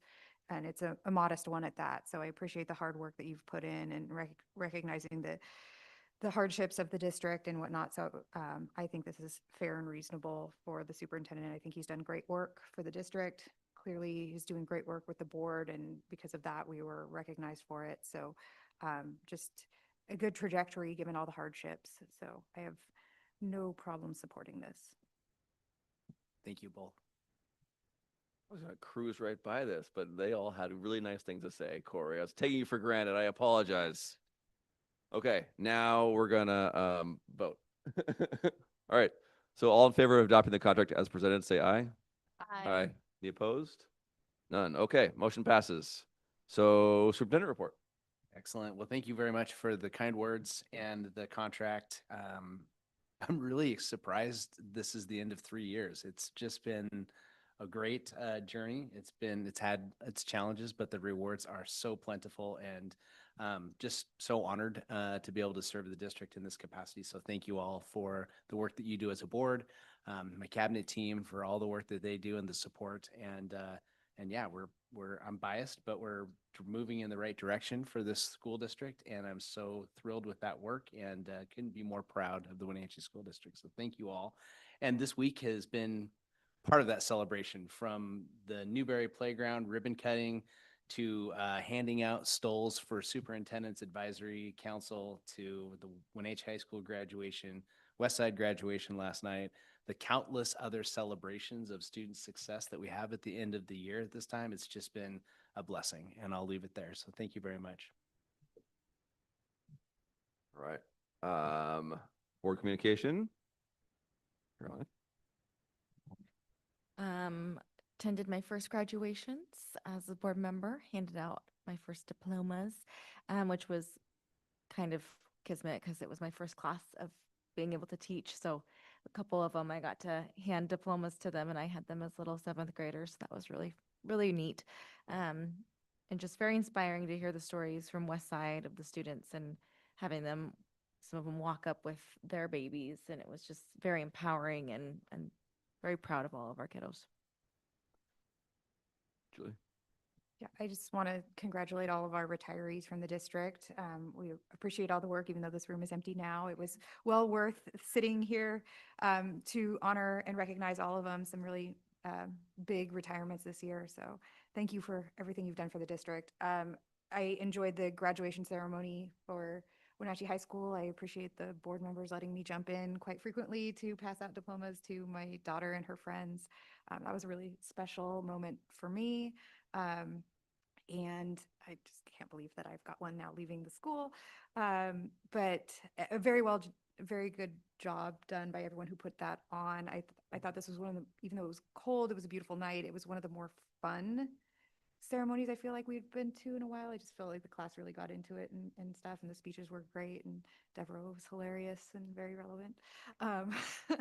But great job. I'm sorry I missed West Side, but I watched it on TV and it looked amazing like it always is. I just needed a little decompression and do some other non-graduation related things, but I appreciate all the work that our educators have done to get those kids to those big milestones, and great job with the final productions. Hold on, one more thing. Not school related, but just wanted to point out that I accidentally became Julie's sister today with my matching hair. Yeah. Okay. So, Mark, aspiring. Do you want to discuss hair too?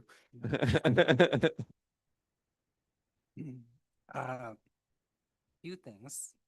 Echoing both graduation ceremonies, and I would just say Wenatchee's is packed. But if any community member has any question about the good work that our school systems are doing, attend one of those graduation ceremonies, because it is hard not to have moments where your eyes are welling up, even though you don't know these students personally, but you see them crossing the finish line, facing all of those challenges to get there. And it's a pretty moving week. Although my hand has been shucking so many times. I was like, just doing it. I know, right? I attended Drama and Choir Awards Night. That was great. Again, another great example of seeing students thrive. And I attended Pioneers Student of the Month Assembly, which was a really good end of the year for probably my last thing at the school with my son, because he's moving on to high school next year.